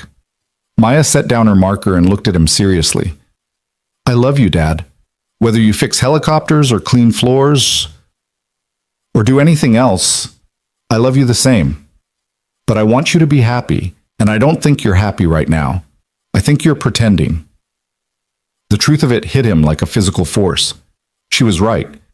He'd been pretending for so long that he'd almost convinced himself the performance was real. But Maya could see through it, because children always could, because love made them perceptive in ways that adults forgot how to be. Okay, he said quietly. Okay, what? Okay, I'll think about it seriously. I'll really consider taking the job. He pulled her close again. But whatever I decide, you need to know that you're the most important thing in my life. Everything I do for you. I know, Dad, but maybe you could do some things for you too. Mrs. Chen says that's called self-care, and it's important. Maya hugged him tight. I'm going to work on my rover now. You should work on your decision, but I think you already know what you want to do. You're just scared. She slipped away to her room, leaving him alone with the list and the folder and the future that was demanding a response. And she was right. He did know what he wanted. He'd known since Henderson showed up with Chinese food and uncomfortable truths, since Vivian shared her own hiding and vulnerability, since Principal Davies called to say Maya was proud of him. He wanted to stop being invisible. He wanted to use his hands for something more than cleaning floors. He wanted Maya to learn by example that being extraordinary wasn't something to apologize for, but something to embrace with both pride and humility. He wanted to fix helicopters again. But wanting and choosing were different animals, and the gap between them was filled with fear that had calcified into habit over 10 years of playing it safe. Fear that if he reached for more, he'd lose what he had. Fear that being visible meant being vulnerable. Fear that the universe would punish him again for having the audacity to be good at something that mattered. Caleb picked up his phone and stared at Vivian's number for a long time before typing. I need to ask you something. Her response was immediate. Ask. If I take this job and it doesn't work out, if I can't balance it with Maya, if I'm not as good as I used to be, if I fail, will you destroy me like you said you would if I'd failed to fix the helicopter? The reply took longer this time, and he could imagine her considering her words carefully. No. If you try and it doesn't work, we'll figure something else out. I don't punish people for being human, Mercer. I punish people for being lazy or dishonest. You're neither. You're just scared, and that's okay. Scared people can still be brave. They just have to choose it. How do I choose it? Same way you chose to fix my helicopter in front of everyone. Same way you chose to ask for lights instead of money. You just decide the outcome matters more than the risk, and then you act before fear talks you out of it. Caleb looked at the contract on his couch, at the folder that represented a future he'd been afraid to want, at Maya's list with its childish wisdom about good things outweighing bad things. He thought about Sarah and what she would say if she were here, and he realized she'd probably be furious that he'd spent a decade making himself small in her name. Sarah had been brilliant and bold, had loved his competence as much as his kindness, had chosen him precisely because he was someone who fixed impossible things and kept people safe. She would have wanted Maya raised by that person, not by the shadow he'd become. So Caleb made a decision. Not because it was easy or safe, but because his 7-year-old daughter had just taught him that sometimes the brave thing and the smart thing were the same thing, and refusing to see that was just cowardice dressed up as sacrifice. He picked up a pen, turned to the signature page of the contract, and signed his name before fear could stop him. Then he texted Vivian, "I accept. When do I start?" Her response was almost gleeful. "Monday, 10 a.m. Bring your tools and your expertise and whatever else you've been hiding. Welcome back to the world, Mercer. Try to enjoy it." He sat there for several minutes, heart pounding, waiting for regret or panic or the certainty that he'd just made a terrible mistake. But what came instead was something lighter, something that felt almost like relief. The weight he'd been carrying for 10 years, the guilt, the fear, the conviction that he deserved to be invisible, had started to lift, and in its absence was space for something he'd almost forgotten existed. Hope. Maya's voice called from her room. "Dad? Did you decide?" "Yeah, sweetheart, I decided." "And?" "And you're going to have a dad who fixes helicopters." The shriek of joy that followed was loud enough that Mrs. Chen banged on the adjoining wall, but when Caleb went over to apologize, she just smiled and said she'd been wondering how long it would take him to stop punishing himself for the crime of being human. Apparently everyone had been able to see what he'd been blind to, but now his eyes were open, and the future that had seemed impossible yesterday was suddenly, terrifyingly, wonderfully real. The weekend passed in a blur of preparation that felt both mundane and monumental. Caleb spent Saturday morning with Maya at the laundromat, washing the 3 button-down shirts he owned that could pass for professional attire, while she quizzed him on what engineers wore to work and whether helicopters had feelings about who fixed them. Sunday involved a trip to the thrift store where Maya insisted he needed a real work bag instead of his old duffel, and they found a leather messenger bag that was worn but dignified, the kind of thing a person with a career might carry. Mrs. Chen watched these preparations with the knowing smile of someone who'd been waiting for this transformation, and on Sunday evening she showed up at their door with a container of her famous dumplings and a tie that had belonged to her late husband. "You don't need to," Caleb started, but she cut him off. Henry would want someone to use it. He was an engineer too, civil, not aviation, but he understood about showing up properly for important work. She pressed the tie into his hands, navy blue with a subtle pattern. "Besides, Maya told me everything. She's very proud. Don't disappoint her by showing up looking like you're apologizing for existing." Monday morning arrived with the aggressive brightness of March sunshine through thin curtains, and Caleb woke at 6:30 a.m. feeling like an imposter in his own life.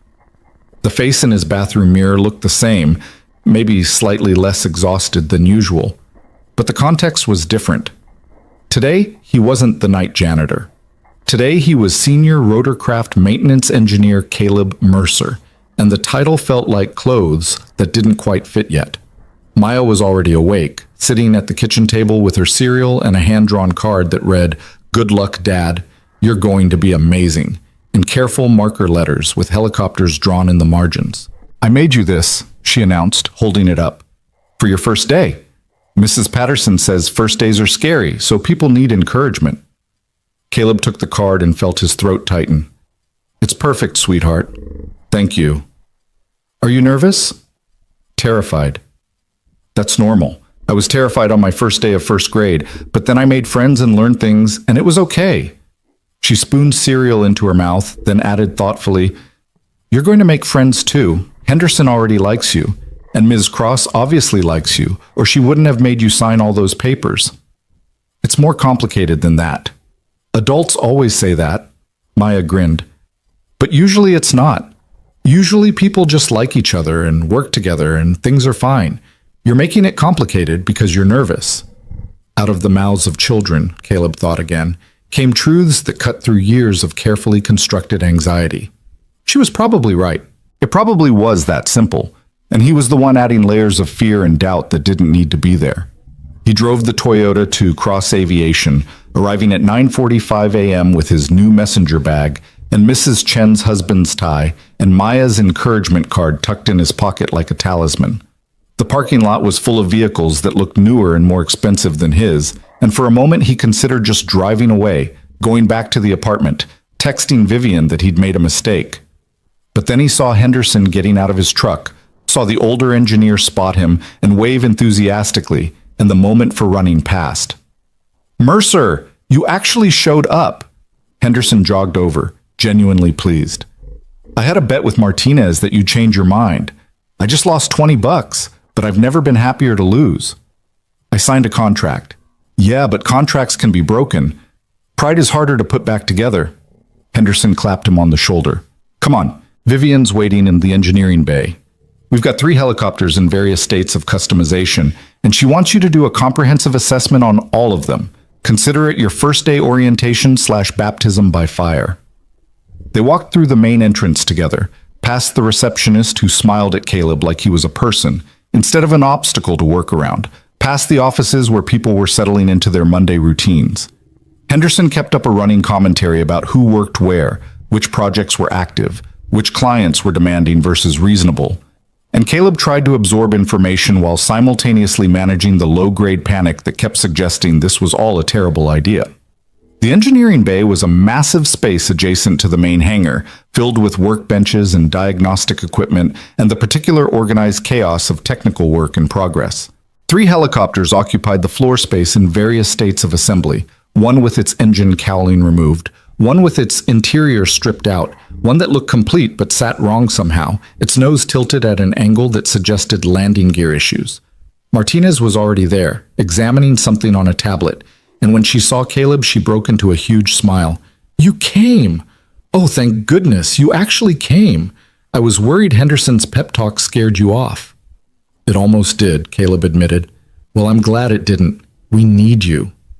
She gestured around the bay. "These birds are all custom orders with specific complications. The H-125 over there is a high-altitude configuration for mountain rescue in Colorado, needs specialized engine modifications for thin air performance. The H-35 is a luxury executive transport with integrated medical capabilities.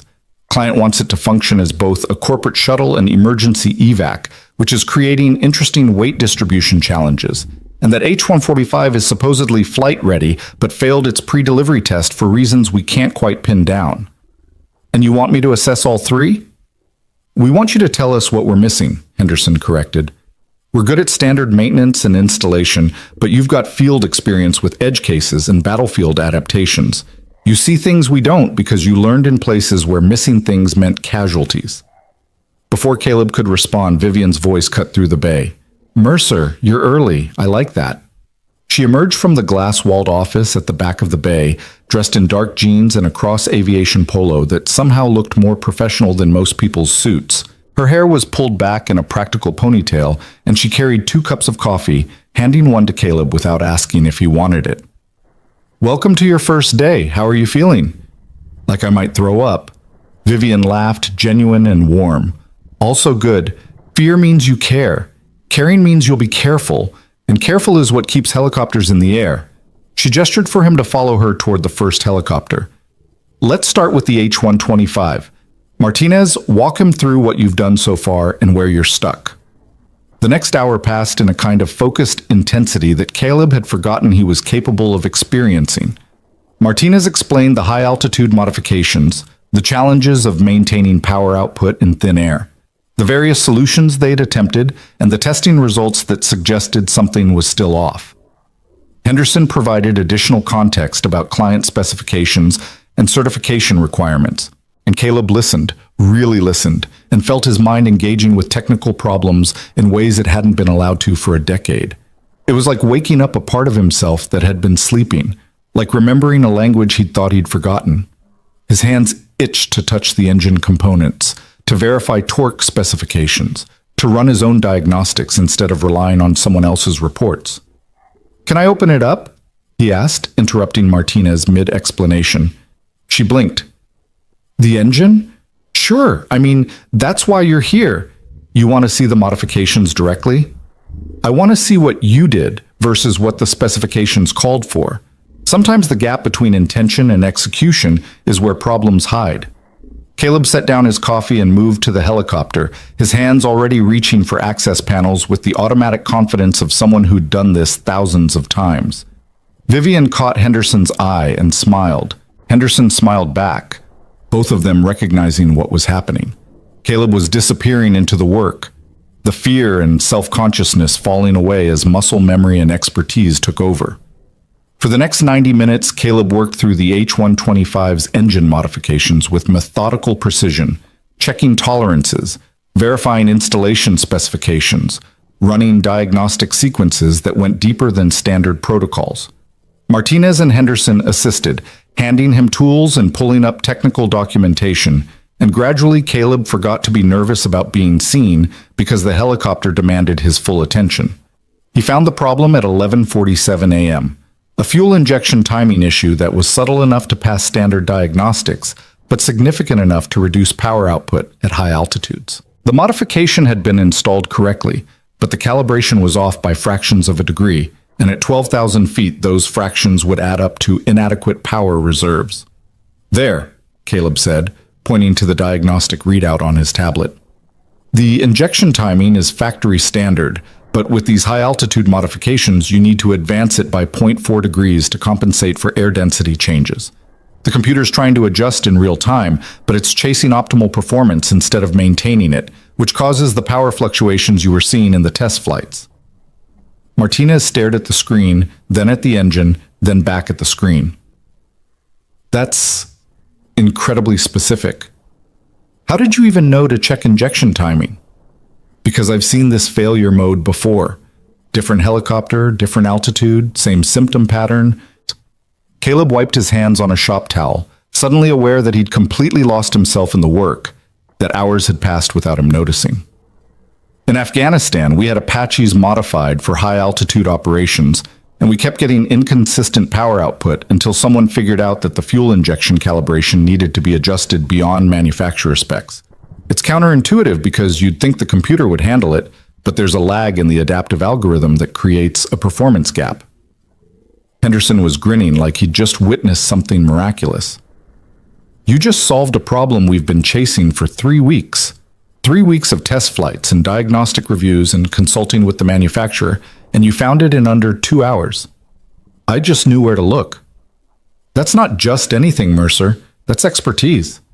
Vivian had been watching from a distance, and now she approached with an expression that was hard to read. "You want to know what I see right now? I see someone who belongs exactly where they are, doing exactly what they were meant to do. And I see that you forgot to be scared about 40 minutes ago." Caleb realized she was right. Somewhere between opening the engine cowling and identifying the timing issue, the fear had evaporated. He'd been too focused on solving the problem to remember he was supposed to be worried about whether he could still solve problems. "That's the thing about good work," Vivian continued. "It doesn't leave room for self-doubt. You're either capable or you're not, and the machine will tell you the truth pretty quickly." She checked her watch. "It's almost noon. Let's break for lunch. Martinez, can you implement Mercer's calibration adjustment this afternoon and schedule a test flight for tomorrow?" "Absolutely. And Mercer?" Martinez looked at him with something close to awe. "Thank you. Seriously. That client's been breathing down our necks, and you just saved us weeks of frustration." They broke for lunch in the engineering bay's break room, a space with vending machines and microwave and furniture that had seen better days. Henderson had brought extra sandwiches. "I figured you'd forget to pack lunch on your first day." And they sat around a table covered in technical drawings and coffee rings while discussing the other 2 helicopters. But halfway through his sandwich, Caleb's phone buzzed. Principal Davies calling from Birch Elementary. His heart immediately jumped to worst-case scenarios. Maya hurt, Maya sick, Maya in trouble, and he answered before the second ring. "Hello? Mr. Mercer? I'm sorry to call during your work hours. Maya's fine," Principal Davies said quickly, recognizing panic when she heard it. "But we have a small situation. Maya's robotics rover has stopped working, and she's quite upset. She says there's something wrong with the sensor array, and she can't figure out what. I know you're at work now, but she asked if I could call you for advice." Caleb felt torn in 2 directions. He'd been here less than 3 hours. He was in the middle of his first day. Walking away to help with a school robot would look exactly like what Vivian had worried about. that he couldn't balance fatherhood with professional responsibility. But it was Maya, and she needed him, and that was supposed to matter more than anything else. He started, but Vivian cut him off. Henderson, do we have any robotics components in the prototype lab? Servo motors, circuit boards, that sort of thing? Henderson looked confused but nodded. Yeah, we keep a stock for testing automated systems. Why? Because Mercer's daughter is having a technical emergency at school, and we're going to help solve it. Vivian stood, already moving toward her office. Mercer, tell the principal we'll be there in 20 minutes with diagnostic equipment and replacement parts if necessary. Henderson, grab whatever robotics components we have, small scale, kid-friendly. Martinez, you're coming too because this is now a company team-building exercise. Vivian, you don't have to, Caleb protested. I absolutely do. You think I'm letting you spend your first day worried about whether your daughter's okay? She was already pulling on a jacket, grabbing keys. Besides, I want to meet this kid who builds obstacle avoidance robots at 7 years old. That's future engineer material right there, and I like getting to them early. 15 minutes later, Caleb found himself in Vivian's Range Rover with Henderson and Martinez following in Henderson's truck, heading toward Birch Elementary with a box of robotics components and a CEO who'd apparently decided that customer service extended to employees' children. You really didn't have to do this, Caleb said again. Stop saying that. I'm not doing it for you. Well, not entirely. Vivian navigated through traffic with the aggressive confidence of someone who viewed speed limits as suggestions. I'm doing it because flexible work environments mean actually being flexible when life happens. Your daughter's robot broke. She's upset. You're the person who can help. That matters more than whatever was on this afternoon's schedule.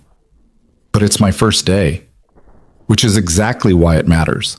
I need you to understand that working for me doesn't mean choosing between being a good father and being a good engineer. It means being both, and sometimes that means we all pile into vehicles and go fix a 7-year-old's robot, because that's what good companies do for good people. They pulled up to Birch Elementary at 12:34 p.m., and Principal Davies met them at the entrance with obvious surprise. Mr. Mercer, I didn't expect... And you brought colleagues. And equipment, Henderson added cheerfully, holding up the box of components. Where's the patient? Principal Davies led them to the STEM workshop, where Maya sat at one of the brightly lit tables, her rover in pieces in front of her, her face streaked with tears she was trying to hide. When she saw Caleb, her expression crumbled completely. Dad, I broke it.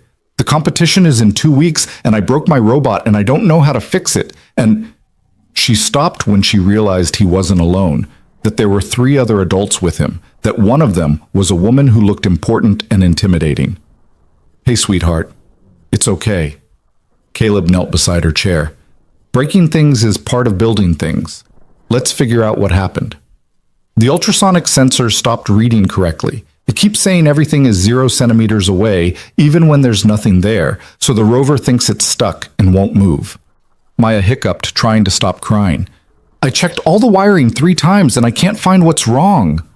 Vivian moved forward slowly, non-threateningly, and knelt on Maya's other side. Hi, Maya. I'm Vivian. I work with your dad. Can I look at your robot? Maya glanced at Caleb for permission. He nodded and she pushed the rover toward Vivian with trembling hands. Vivian examined the rover with the same focused attention she'd give a multi-million-dollar helicopter, turning it carefully, checking connections, her face serious. This is impressive work, really impressive. The sensor mounting is clean, the wiring is organized, the code structure. She pulled up the programming interface on Maya's laptop. This is elegant problem solving. How long have you been building robots? Since last year. Dad taught me about circuits and Mrs. Patterson taught me about programming. Maya's voice was small but steadier now. I really want to win the competition, or at least not embarrass myself. You won't embarrass yourself with work like this. Vivian handed the rover to Henderson. Can you check the sensor itself? I think it might be a hardware failure rather than a programming issue. Henderson pulled out a multimeter from the box of components and began testing the sensor's electrical properties. Meanwhile, Martinez had pulled up a chair next to Maya and was looking at her code with genuine interest. You wrote this obstacle avoidance algorithm yourself? Martinez asked. Dad helped with some of the math parts, but mostly it's mine. Maya watched Henderson work on her robot with nervous attention. Is it really broken? Like broken? Because I don't have money for a new sensor. If it's broken, we'll replace it, Vivian said firmly. But let's see what Henderson finds first. Henderson made a thoughtful sound. Sensor's fine electrically, but there's some debris on the transducer face, looks like adhesive residue or something. It's interfering with the ultrasonic signal transmission. He looked up at Maya. Did you recently remount this sensor? Yesterday. I wanted to adjust the angle, so I used double-sided tape to hold it while I drilled new holes, but I cleaned it off. Maya's face fell. I thought I cleaned it off. You got most of it, but these sensors are really sensitive. Even a tiny bit of residue can cause signal distortion. Henderson pulled out a specialty cleaning solution and precision swabs from the component box. This is what we use for cleaning optical and acoustic sensors on our helicopters. Let's try this. He worked on the sensor with careful attention while Maya watched, her tears drying as hope replaced despair. Caleb stood behind his daughter's chair, one hand on her shoulder, and caught Vivian's eye. She smiled at him, and the smile said everything. This was right. This was what good work cultures looked like. This was why she'd insisted on coming. 5 minutes later, Henderson reinstalled the sensor and powered up the rover. Okay, Maya, run your diagnostic routine. Maya's fingers flew over her laptop keyboard, executing commands with the confidence of someone who'd written the code herself. The rover beeped, its small screen displaying sensor readings that now showed accurate distance measurements. It works! Maya launched herself at Henderson, hugging him before she remembered she didn't actually know him. She pulled back, embarrassed. Sorry, I didn't mean to. No apologies necessary. Henderson was grinning. That's the best payment an engineer can get. A client who's happy their equipment works. You're going to do great in that competition, Maya. Martinez had been studying Maya's code more carefully. This is really sophisticated for your age. Have you thought about what you want to be when you grow up? An aerospace engineer, like my dad. Maya said it with absolute certainty, and Caleb felt his heart squeeze. I want to fix things that fly and help people. That's the most important kind of engineering. Vivian caught Caleb's expression and smiled wider. Your dad's pretty good at that. We're lucky to have him on our team. She stood, brushing off her jeans. Maya, I have a proposition for you. Cross Aviation sponsors a youth STEM program every summer. High school kids usually, but I think we could make an exception for someone with your skills. Would you be interested in coming to our facility once a week to work with real engineers on real projects? With your dad there too, obviously. Maya's eyes went huge.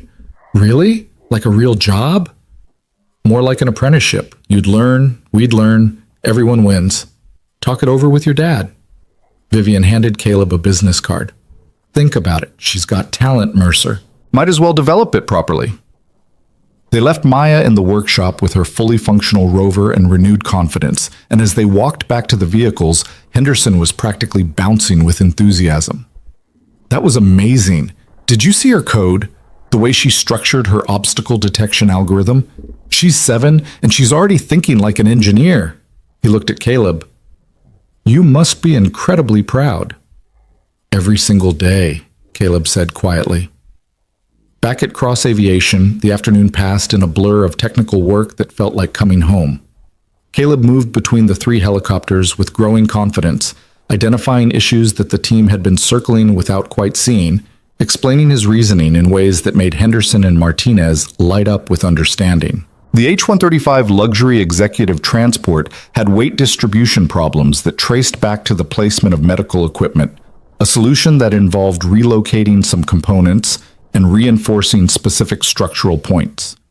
The supposedly flight-ready H-145 had a subtle hydraulic pressure leak that was slow enough to avoid immediate detection, but fast enough to cause failures during extended operations. By 4:30 p.m., Caleb had documented solutions for all 3 helicopters, written detailed maintenance protocols, and scheduled follow-up inspections. His hands were covered in grease despite multiple washings. His shirt had a suspicious stain that might have been hydraulic fluid, and he felt more exhausted and more alive than he had in 10 years. Vivian found him in the engineering bay as he was packing up, making sure his tools were cleaned and organized the way they should be. Good first day? Terrifying and wonderful, Caleb admitted. I kept waiting for someone to figure out I don't belong here. Everyone feels that way at first. The difference is whether you let the feeling stop you or whether you work through it. She leaned against his workbench. You did good today, Mercer. Really good. Found problems we'd been missing, taught the team new diagnostic approaches, and showed them what expertise looks like when it's not hiding. She paused. And you handled the Maya situation exactly right. Family emergencies happen. Good companies adapt. Thank you for coming to help her. You didn't have to do that. Yes, I did. Because the kind of company I want to run is one where people don't have to choose between their work and their lives. Where showing up means bringing your whole self, including the parts that have 7-year-old daughters who build robots. Vivian pushed off from the workbench. Go home, Mercer. Tomorrow we'll do test flights on the H-125 after your calibration fix. You should be there for that. See your solution work in real conditions. Caleb drove home with the radio off, processing the day in silence. He'd survived. More than survived. He'd succeeded, had proven that his skills weren't gone, just dormant, waiting for permission to wake up. He'd helped Maya, had met her crisis without having to choose between her and his work, had watched Vivian demonstrate what good leadership actually looked like. Maya was waiting for him at Mrs. Chen's apartment, working on her rover's programming while Mrs. Chen made dinner. When Caleb appeared, Maya ran to him with an enthusiasm that made Mrs. Chen laugh. Your friends are so cool, Maya announced. Henderson said I have good engineering instincts, and Martinez said my code was elegant, and Ms. Cross said I could work at Cross Aviation this summer. Can I, Dad? Can I do the apprenticeship program? We'll talk about it, Caleb said, but he was smiling. First, tell me what you learned today. I learned that even when things feel completely broken, sometimes they're just dirty and need proper cleaning. Maya grinned. Also that having people who know things help you is way better than trying to figure everything out alone. Also that your boss is kind of scary, but in a cool way. Mrs. Chen brought them plates of food and shooed them toward her dining table. Your daughter told me about her robot crisis and about the cavalry showing up to save the day. That's a good company you're working for, Caleb. Yeah, Caleb agreed, surprising himself with how much he meant it. It really is. That night, after Maya was asleep with her rover carefully stored on her desk, and her dreams probably filled with competitions and sensors and summer apprenticeships, Caleb sat on his couch and realized something had fundamentally shifted. He'd spent the day being visible, being competent, being exactly who he used to be, and the sky hadn't fallen. Maya was fine.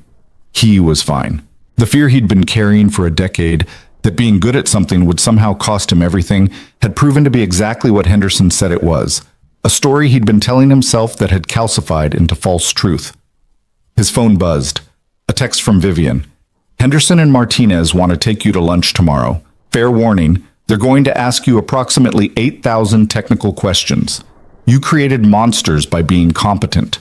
Hope you're prepared for the consequences. Caleb smiled and typed back, I think I can handle it. Good. Because we've got 5 more custom orders coming down the pipeline, and I have a feeling you're going to be very busy. Sleep well, Mercer. You earned it. He set his phone aside and looked around the small apartment that had been his sanctuary for 10 years, the place where he'd hidden from the world and convinced himself he was protecting Maya by being small. But Maya didn't need him small.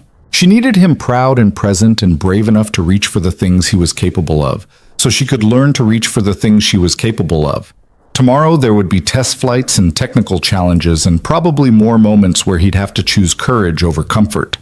But tonight, Caleb Mercer allowed himself to feel something he'd been afraid to feel for far too long. He felt like himself again, and it turned out that being himself, fully, proudly, without apology, was exactly what both he and Maya had needed all along. The test flight was scheduled for 8 a.m.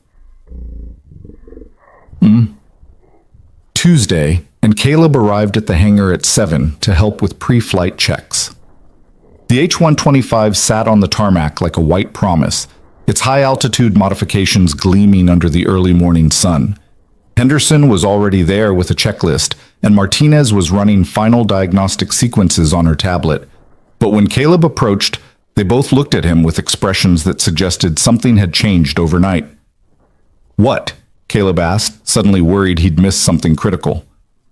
"Vivian wants you to fly observer seat," Henderson said. "On the test flight. She says you need to see your calibration fix work in real conditions, verify performance metrics firsthand." Caleb's stomach dropped. "I haven't been in a helicopter in 10 years, which is about 9 years longer than most engineers go between flights," Martinez pointed out.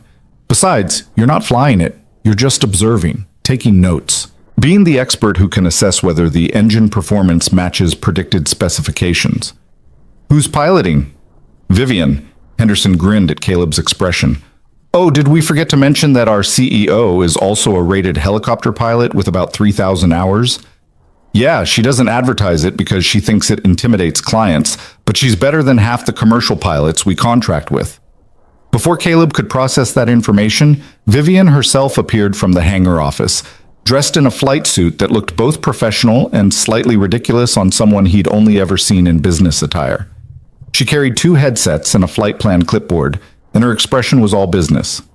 "Mercer, you ready? We've got a 2-hour window for this test before the winds pick up." She handed him one of the headsets. "We'll do a standard performance envelope test, pushing the engine through various altitude and power settings. Your job is to monitor the fuel injection timing and power output. Watch for the fluctuations we were seeing before your fix. If anything feels off, you speak up immediately. My ego can handle being wrong, but it can't handle crashing a $4 million helicopter." "Vivian, I'm not sure I'm qualified to—" "You're the most qualified person here," she interrupted. "You diagnose the problem, you prescribe the solution, and you have field experience with high-performance engine operations. Henderson and Martinez are brilliant engineers, but neither of them has kept birds flying in combat conditions. You have. So stop arguing and get in the helicopter." 10 minutes later, Caleb found himself strapped into the observer seat with a tablet showing real-time engine diagnostics, and his heart attempting to escape through his ribcage. The cockpit smelled like leather and aviation fuel and possibility, and when Vivian powered up the engine, the familiar whine of turbines spinning to life hit him like a physical force. He'd forgotten how much he missed this sound. "Cross Aviation Test Flight 1, requesting clearance for local area operations," Vivian said into her headset, her voice crisp and professional. The tower responded with coordinates and altitude restrictions, and she acknowledged with the practiced ease of someone who'd done this hundreds of times. The helicopter lifted smoothly, that particular stomach-dropping sensation of leaving the ground in a rotorcraft, and suddenly they were airborne and climbing.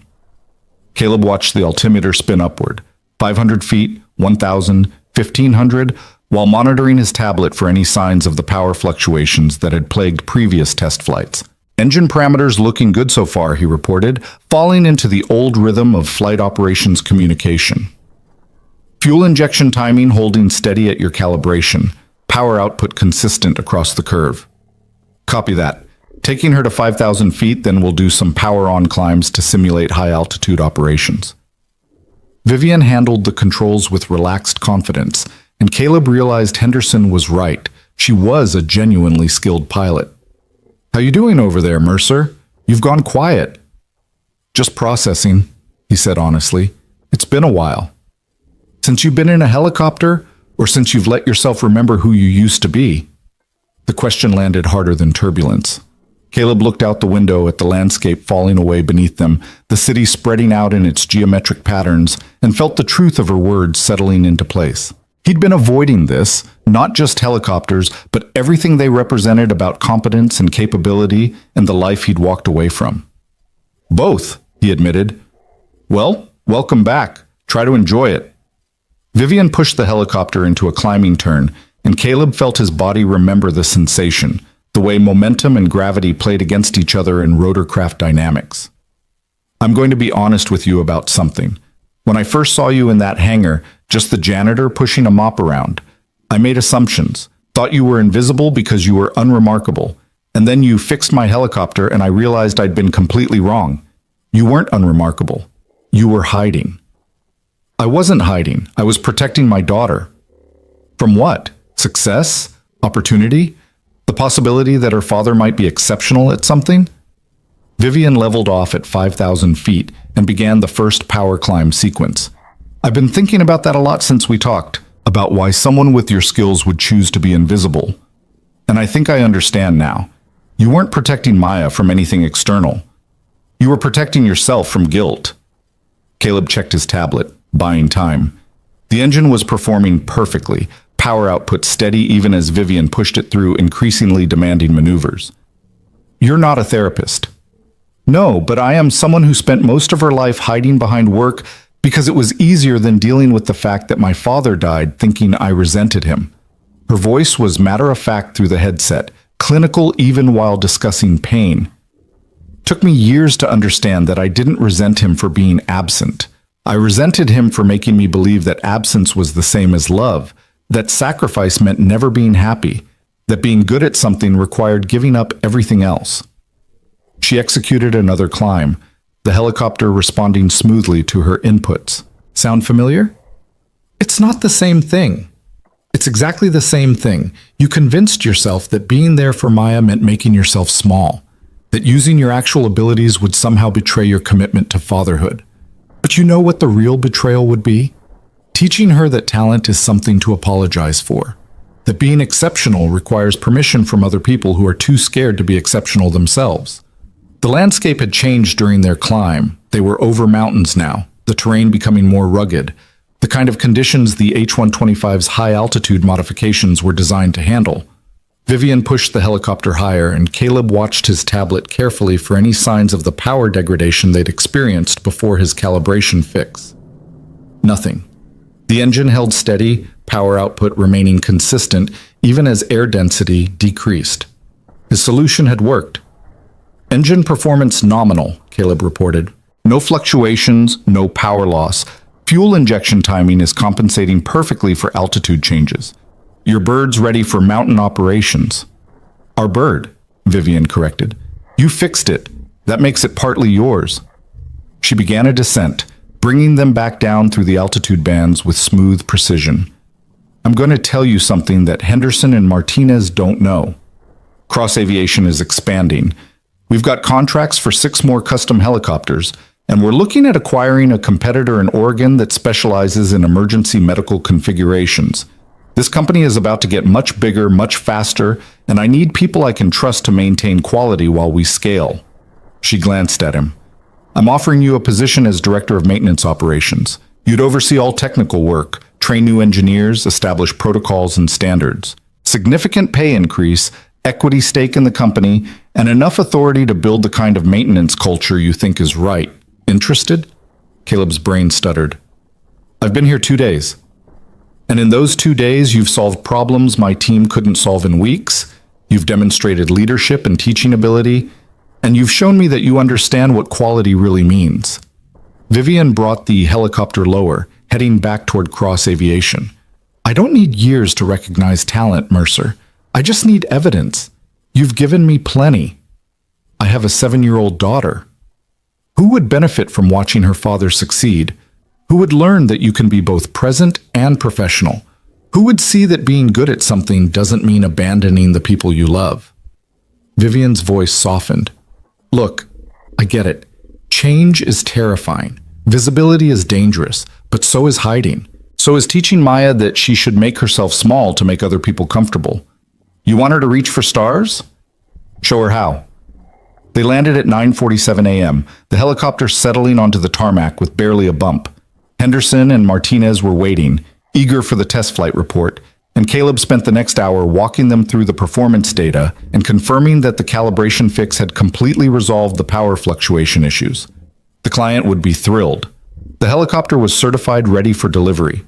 But Caleb's mind was elsewhere, turning over Vivian's offer and her words about hiding and teaching and what kind of example he was really setting for Maya. He'd convinced himself that sacrifice was love, but what if he'd been wrong?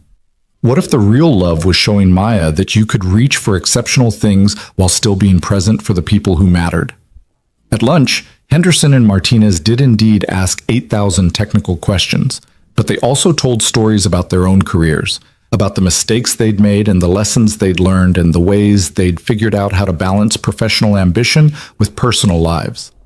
Martinez talked about her kids, and how she'd eventually realized that being a present parent meant being a fulfilled parent, not a diminished one. Henderson described his own crisis of confidence early in his career when he'd almost quit engineering because he didn't think he was smart enough, and how a mentor had convinced him that doubt was just fear disguised as humility. And Caleb listened and realized these were his people now. Engineers who cared about helicopters and precision and getting things right, but who also understood that technical expertise was only valuable if it was connected to human purpose. They weren't asking him to choose between being a father and being an engineer. They were showing him how to be both. That afternoon, Caleb called Principal Davies and asked about Maya's robotics competition. It was scheduled for Saturday, 2 weeks away, at the Regional Science Center. He blocked out the entire day on his calendar, making sure Vivian knew he wouldn't be available for any work commitments. "Wouldn't dream of scheduling anything," Vivian had said when he told her. "I want to come watch, actually. See this robot you and Maya built together. Henderson and Martinez want to come too. We'll make it a cross-aviation field trip." "You don't have to do that." "Stop telling me what I have to do. I want to see your daughter compete. I want to watch her be brilliant and brave. Consider it market research. Future engineer recruitment." She paused. "Also, Mercer, have you thought about my offer, Director of Maintenance Operations?" "I'm still processing." "Process faster. I need an answer by Friday because if you say no, I have to start looking for someone else. And frankly, everyone else is going to be a disappointment after you." The next 2 weeks passed in a blur of technical work that felt like coming home and family time that felt richer somehow, now that Caleb wasn't carrying the weight of invisible martyrdom. He worked his 10 to 4 schedule, picking Maya up from school most days, helping her refine her rover's programming in the evenings, while Mrs. Chen cooked dinner and offered unsolicited but usually correct advice about both robotics and life. Maya's confidence grew as the competition approached. Her rover could navigate the practice course flawlessly now, detecting obstacles and adjusting its path with the kind of smooth efficiency that came from careful programming and patient testing. She'd added features Caleb hadn't suggested: a LED light system that changed colors based on sensor status, a sound alert that played different tones for different obstacle types. And watching her innovate beyond his expertise filled him with a pride so intense it was almost painful. On Thursday night, 5 days before the competition, Maya was working on her rover's final calibrations when she looked up at Caleb with sudden seriousness. "Dad, can I ask you something important?" "Always." "Are you happy? Like really happy, not just pretend happy?" Her gray eyes, his eyes, studied him carefully. "Because Mrs. Chen says you seem different lately. Lighter," she said. "Like you're not carrying something heavy anymore." Caleb set down the circuit diagram he'd been reviewing and gave Maya his full attention. "I think I am happy. Happier than I've been in a long time." "Why?" "Because I want to make sure this is good for you, not just good for me. Ms. Cross offered you that big promotion, and you haven't told me if you're going to take it, and I think you're worried about what I'll think." Maya put down her screwdriver. "But Dad, I want you to take it. I want you to be the Director of Maintenance Operations and oversee all the technical work and train engineers and do all the important things you're good at. What if it means less time together? Then we'll make the time we have count more." She said it with the simple wisdom of children who haven't learned yet that some problems are supposed to be complicated. Quality over quantity, that's what Mrs. Patterson says. And I'd rather have less time with a dad who's proud of himself than more time with a dad who's hiding. "When did you get so wise?" "I've always been wise. You just started listening." Maya grinned, then turned serious again. "Take the job, Dad. Be proud. Show me that it's okay to be good at things and want recognition for being good. That's what I need to learn from you. Not how to hide, how to shine." That night, after Maya was asleep, Caleb sent a text to Vivian. "I accept. Director of Maintenance Operations. When do we start?" Her response was immediate. "Technically, you already started. Congratulations, Director Mercer. We'll discuss details Monday. For now, focus on Saturday. Your daughter's big day takes priority. V." Saturday morning arrived with the kind of bright sunshine that felt like approval from the universe. Maya was up before dawn, triple-checking her rover, reviewing her presentation notes, practicing her explanations for the judges. She'd chosen to wear the t-shirt Henderson had given her that week. Cross Aviation logo on the front, Future Engineer printed on the back, and she looked both terrified and thrilled in equal measure. The Regional Science Center was packed with kids and robots and parents when they arrived at 8:30 a.m. The competition was structured in two parts. First, the rovers had to navigate an obstacle course autonomously, and second, each participant had to present their design choices and programming logic to a panel of judges. Maya's age group, 7 to 9 years old, was scheduled for 10 a.m. Caleb was helping Maya set up in the staging area when Vivian appeared with Henderson and Martinez in tow, all three wearing Cross Aviation polo shirts like they were a team here to support their newest recruit. "We come bearing moral support and caffeine," Vivian announced, handing Caleb a coffee. She knelt down to Maya's level. "How are you feeling, engineer?" "Scared and excited," Maya admitted. "There's so many kids here with really good robots." "Yes, but do any of them have your obstacle detection algorithm? The one that updates in real time based on sensor feedback? Because that's advanced programming for someone 3 times your age." Vivian's expression was serious, respectful. "You belong here, Maya. You earned your spot. Now show them what you can do." The competition began with a parade of robots attempting the obstacle course with varying degrees of success. Some crashed immediately, victims of poor sensor calibration or overly aggressive speed settings. Some made it partway through before getting stuck in corners or confused by the course's deliberately tricky false paths. A few performed well, navigating smoothly with the kind of precision that came from extensive testing and refinement. Then it was Maya's turn. She placed her rover at the starting line, double-checked all connections, and activated the autonomous mode. The rover's LED lights shifted to green, all systems operational, and it began moving forward with confident purpose.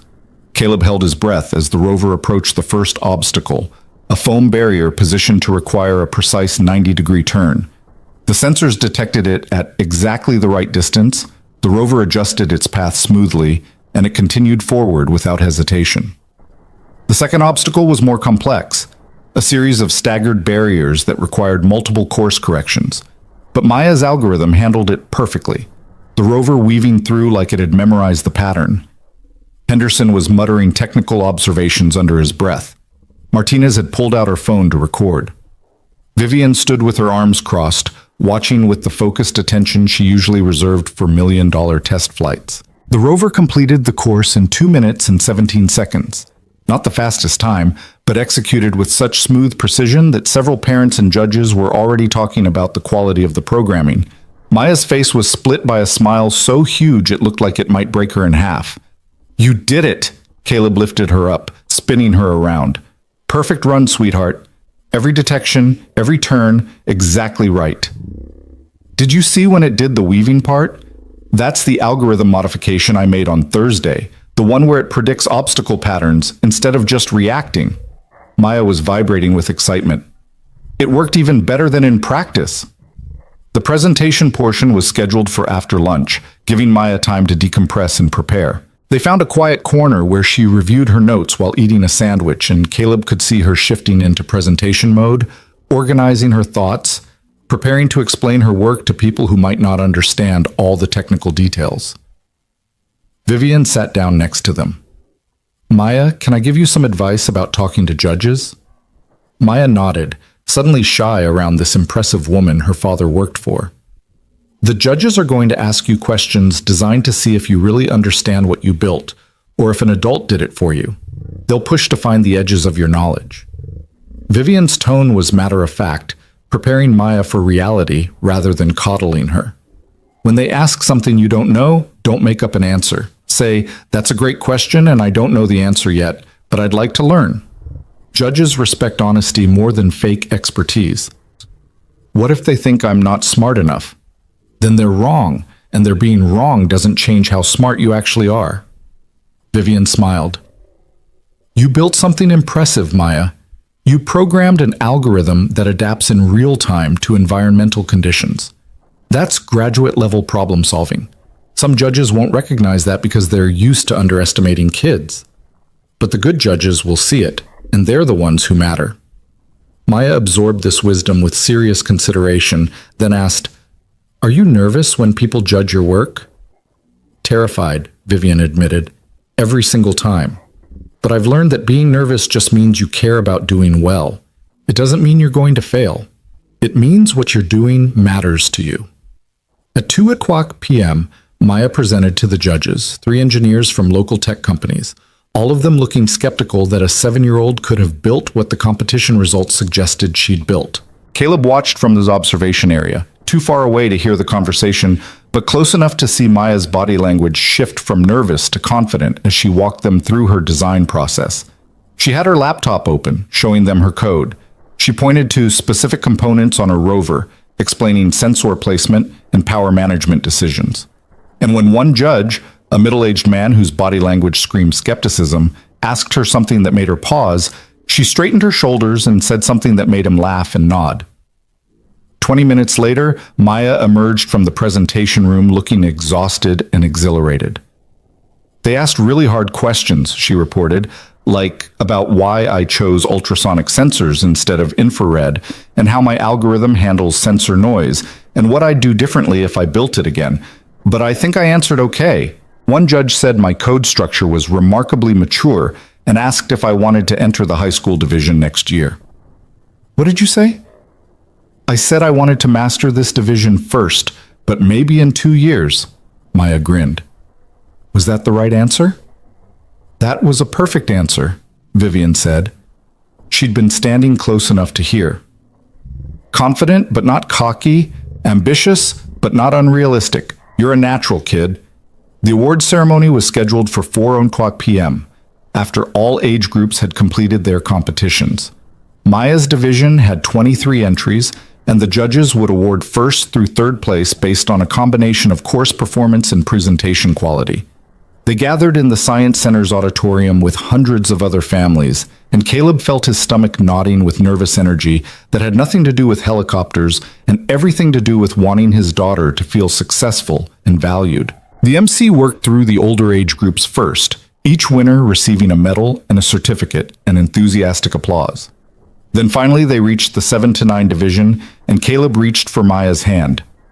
Third place in the 7 to 9 division goes to Evan Martinez for his line-following robot with integrated obstacle detection. Applause. A 10-year-old boy bounded up to receive his medal, grinning.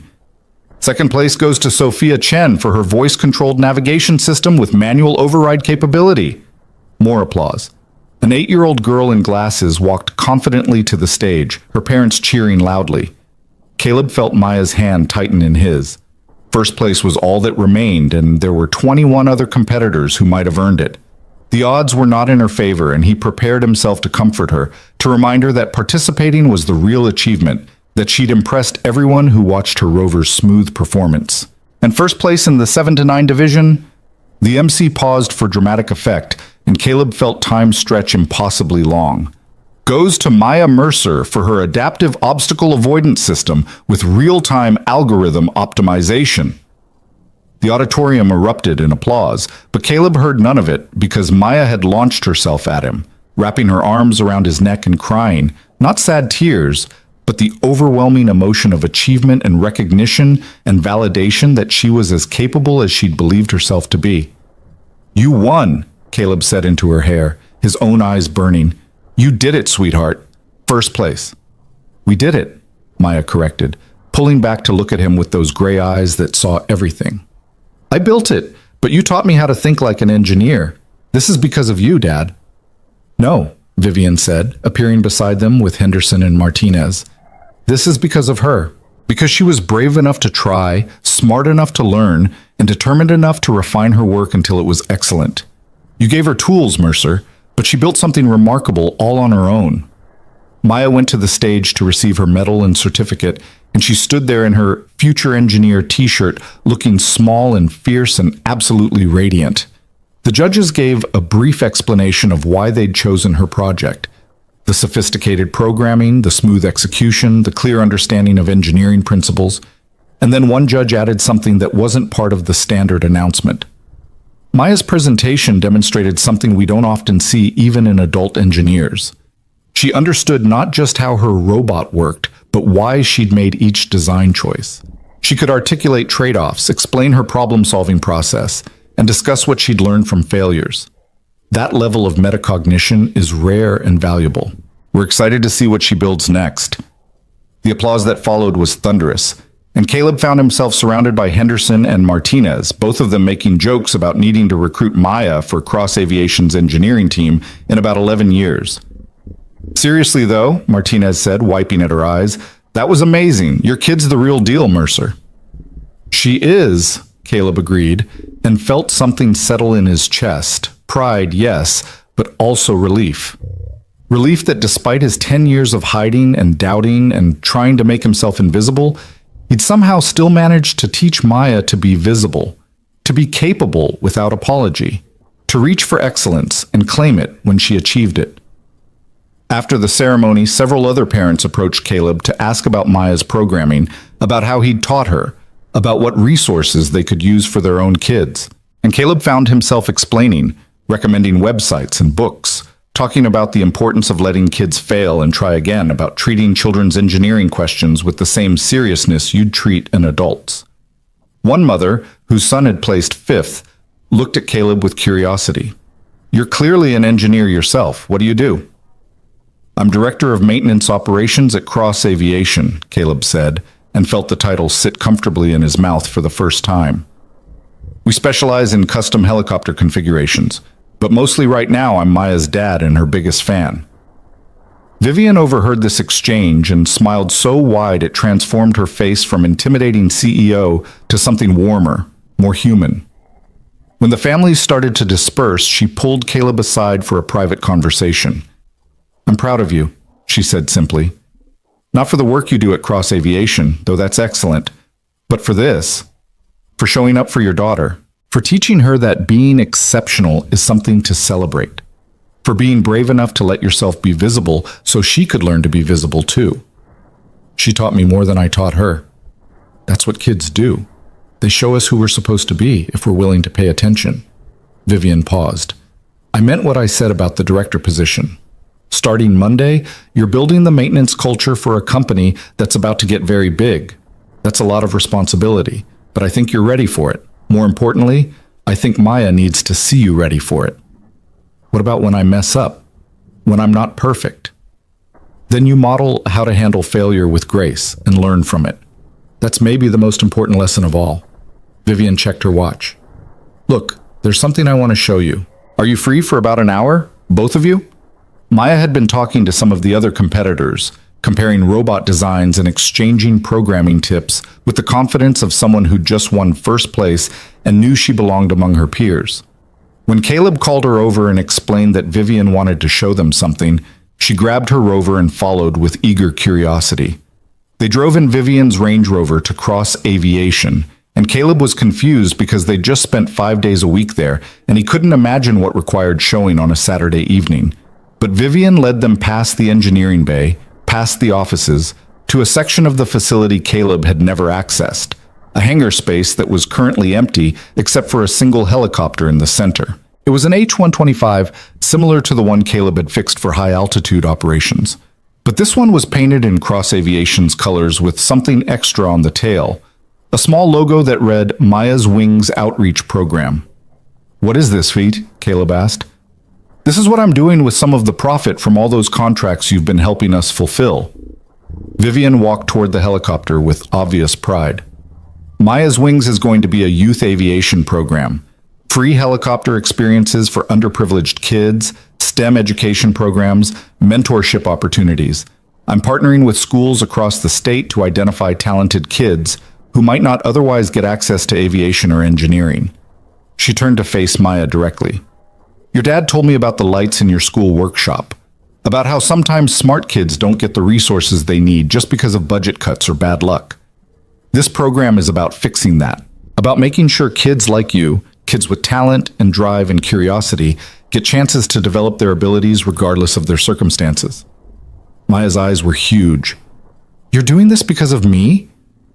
I'm doing this because of both of you, because your dad showed me that sometimes the most valuable people are the ones we overlook.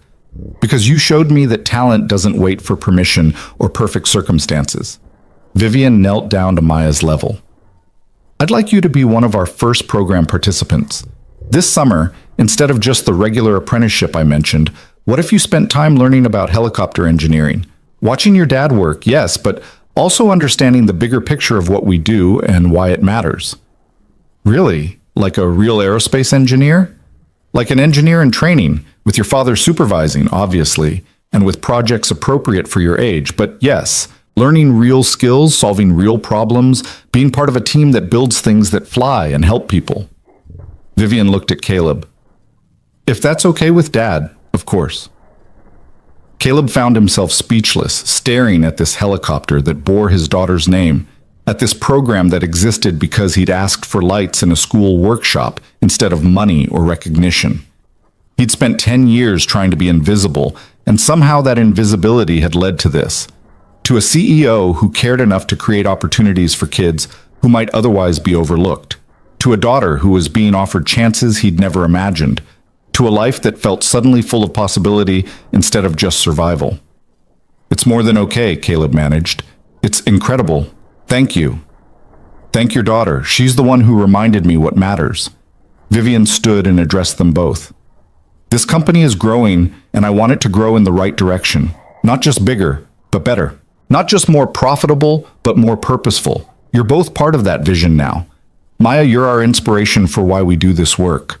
And Caleb, you're the person who's going to make sure we never lose sight of quality and integrity as we scale. Maya walked up to the helicopter and touched it gently, reverently, like it might disappear if she wasn't careful. Dad, there's a helicopter with my name on it. How is this real? Because you were brave enough to be brilliant, Caleb said, joining her. And because sometimes the universe rewards people who reach for things even when they're scared. They spent another 30 minutes in that hangar, Vivian explaining the outreach program's goals and timeline, Maya asking approximately 1 million questions about helicopters and flight mechanics, and whether she could actually go up in one someday. Henderson and Martinez had followed them to the facility and joined the conversation, already volunteering to help with the educational programming and mentorship components. As the sun set outside and the hangar lights came on, Caleb found a quiet moment to stand back and watch. Watch Maya chattering excitedly with Martinez about rotor aerodynamics. Watch Henderson pulling up helicopter schematics on his phone to show her how collective pitch control worked. Watch Vivian coordinating with her team about program logistics, her face animated with enthusiasm for this project that was about more than profit or recognition. This was what being visible looked like.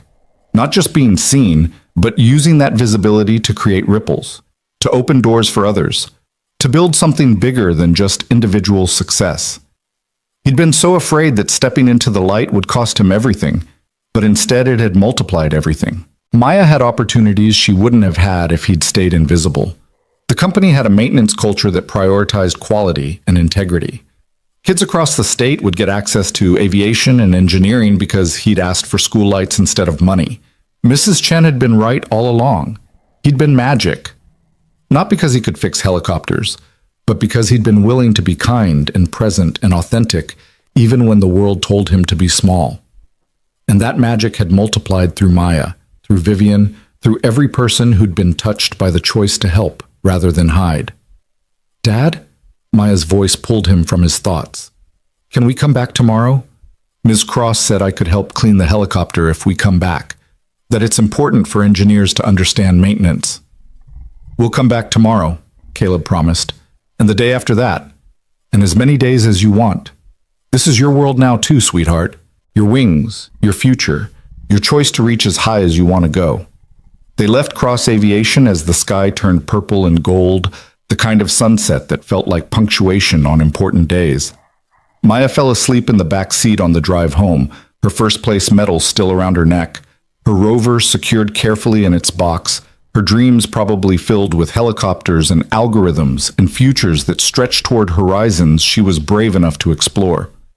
Caleb carried her upstairs to their apartment, tucked her into bed without waking her, and stood in her doorway watching her sleep the way he'd done countless times over the past 7 years.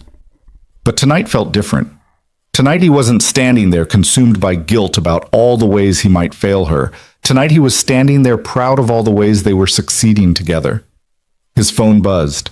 A text from Vivian. Monday morning, 9 a.m., my office. We need to discuss the director transition plan and your ideas for scaling the maintenance program. Come prepared with thoughts on team structure and training protocols. Also, thank you for today, for trusting me, for being willing to step into the light. You're changing this company for the better. Caleb smiled and typed back, thank you for giving me the chance to remember who I was and discover who I could be. See you Monday. He walked to his couch, which he'd finally replaced with an actual bed last week, a purchase that felt like admitting he was allowed to have things, and sat in the quiet apartment thinking about the journey from that night in the hangar when Vivian had humiliated him with a public dare to this evening when she'd shown him a helicopter bearing his daughter's name. The path from invisible janitor to director of maintenance operations hadn't been straight or simple. It had required confronting fears he'd been nursing for a decade, accepting help from people who saw value in him, even when he couldn't see it himself, and learning that protecting Maya didn't mean hiding from the world. It meant showing her how to engage with it bravely and authentically.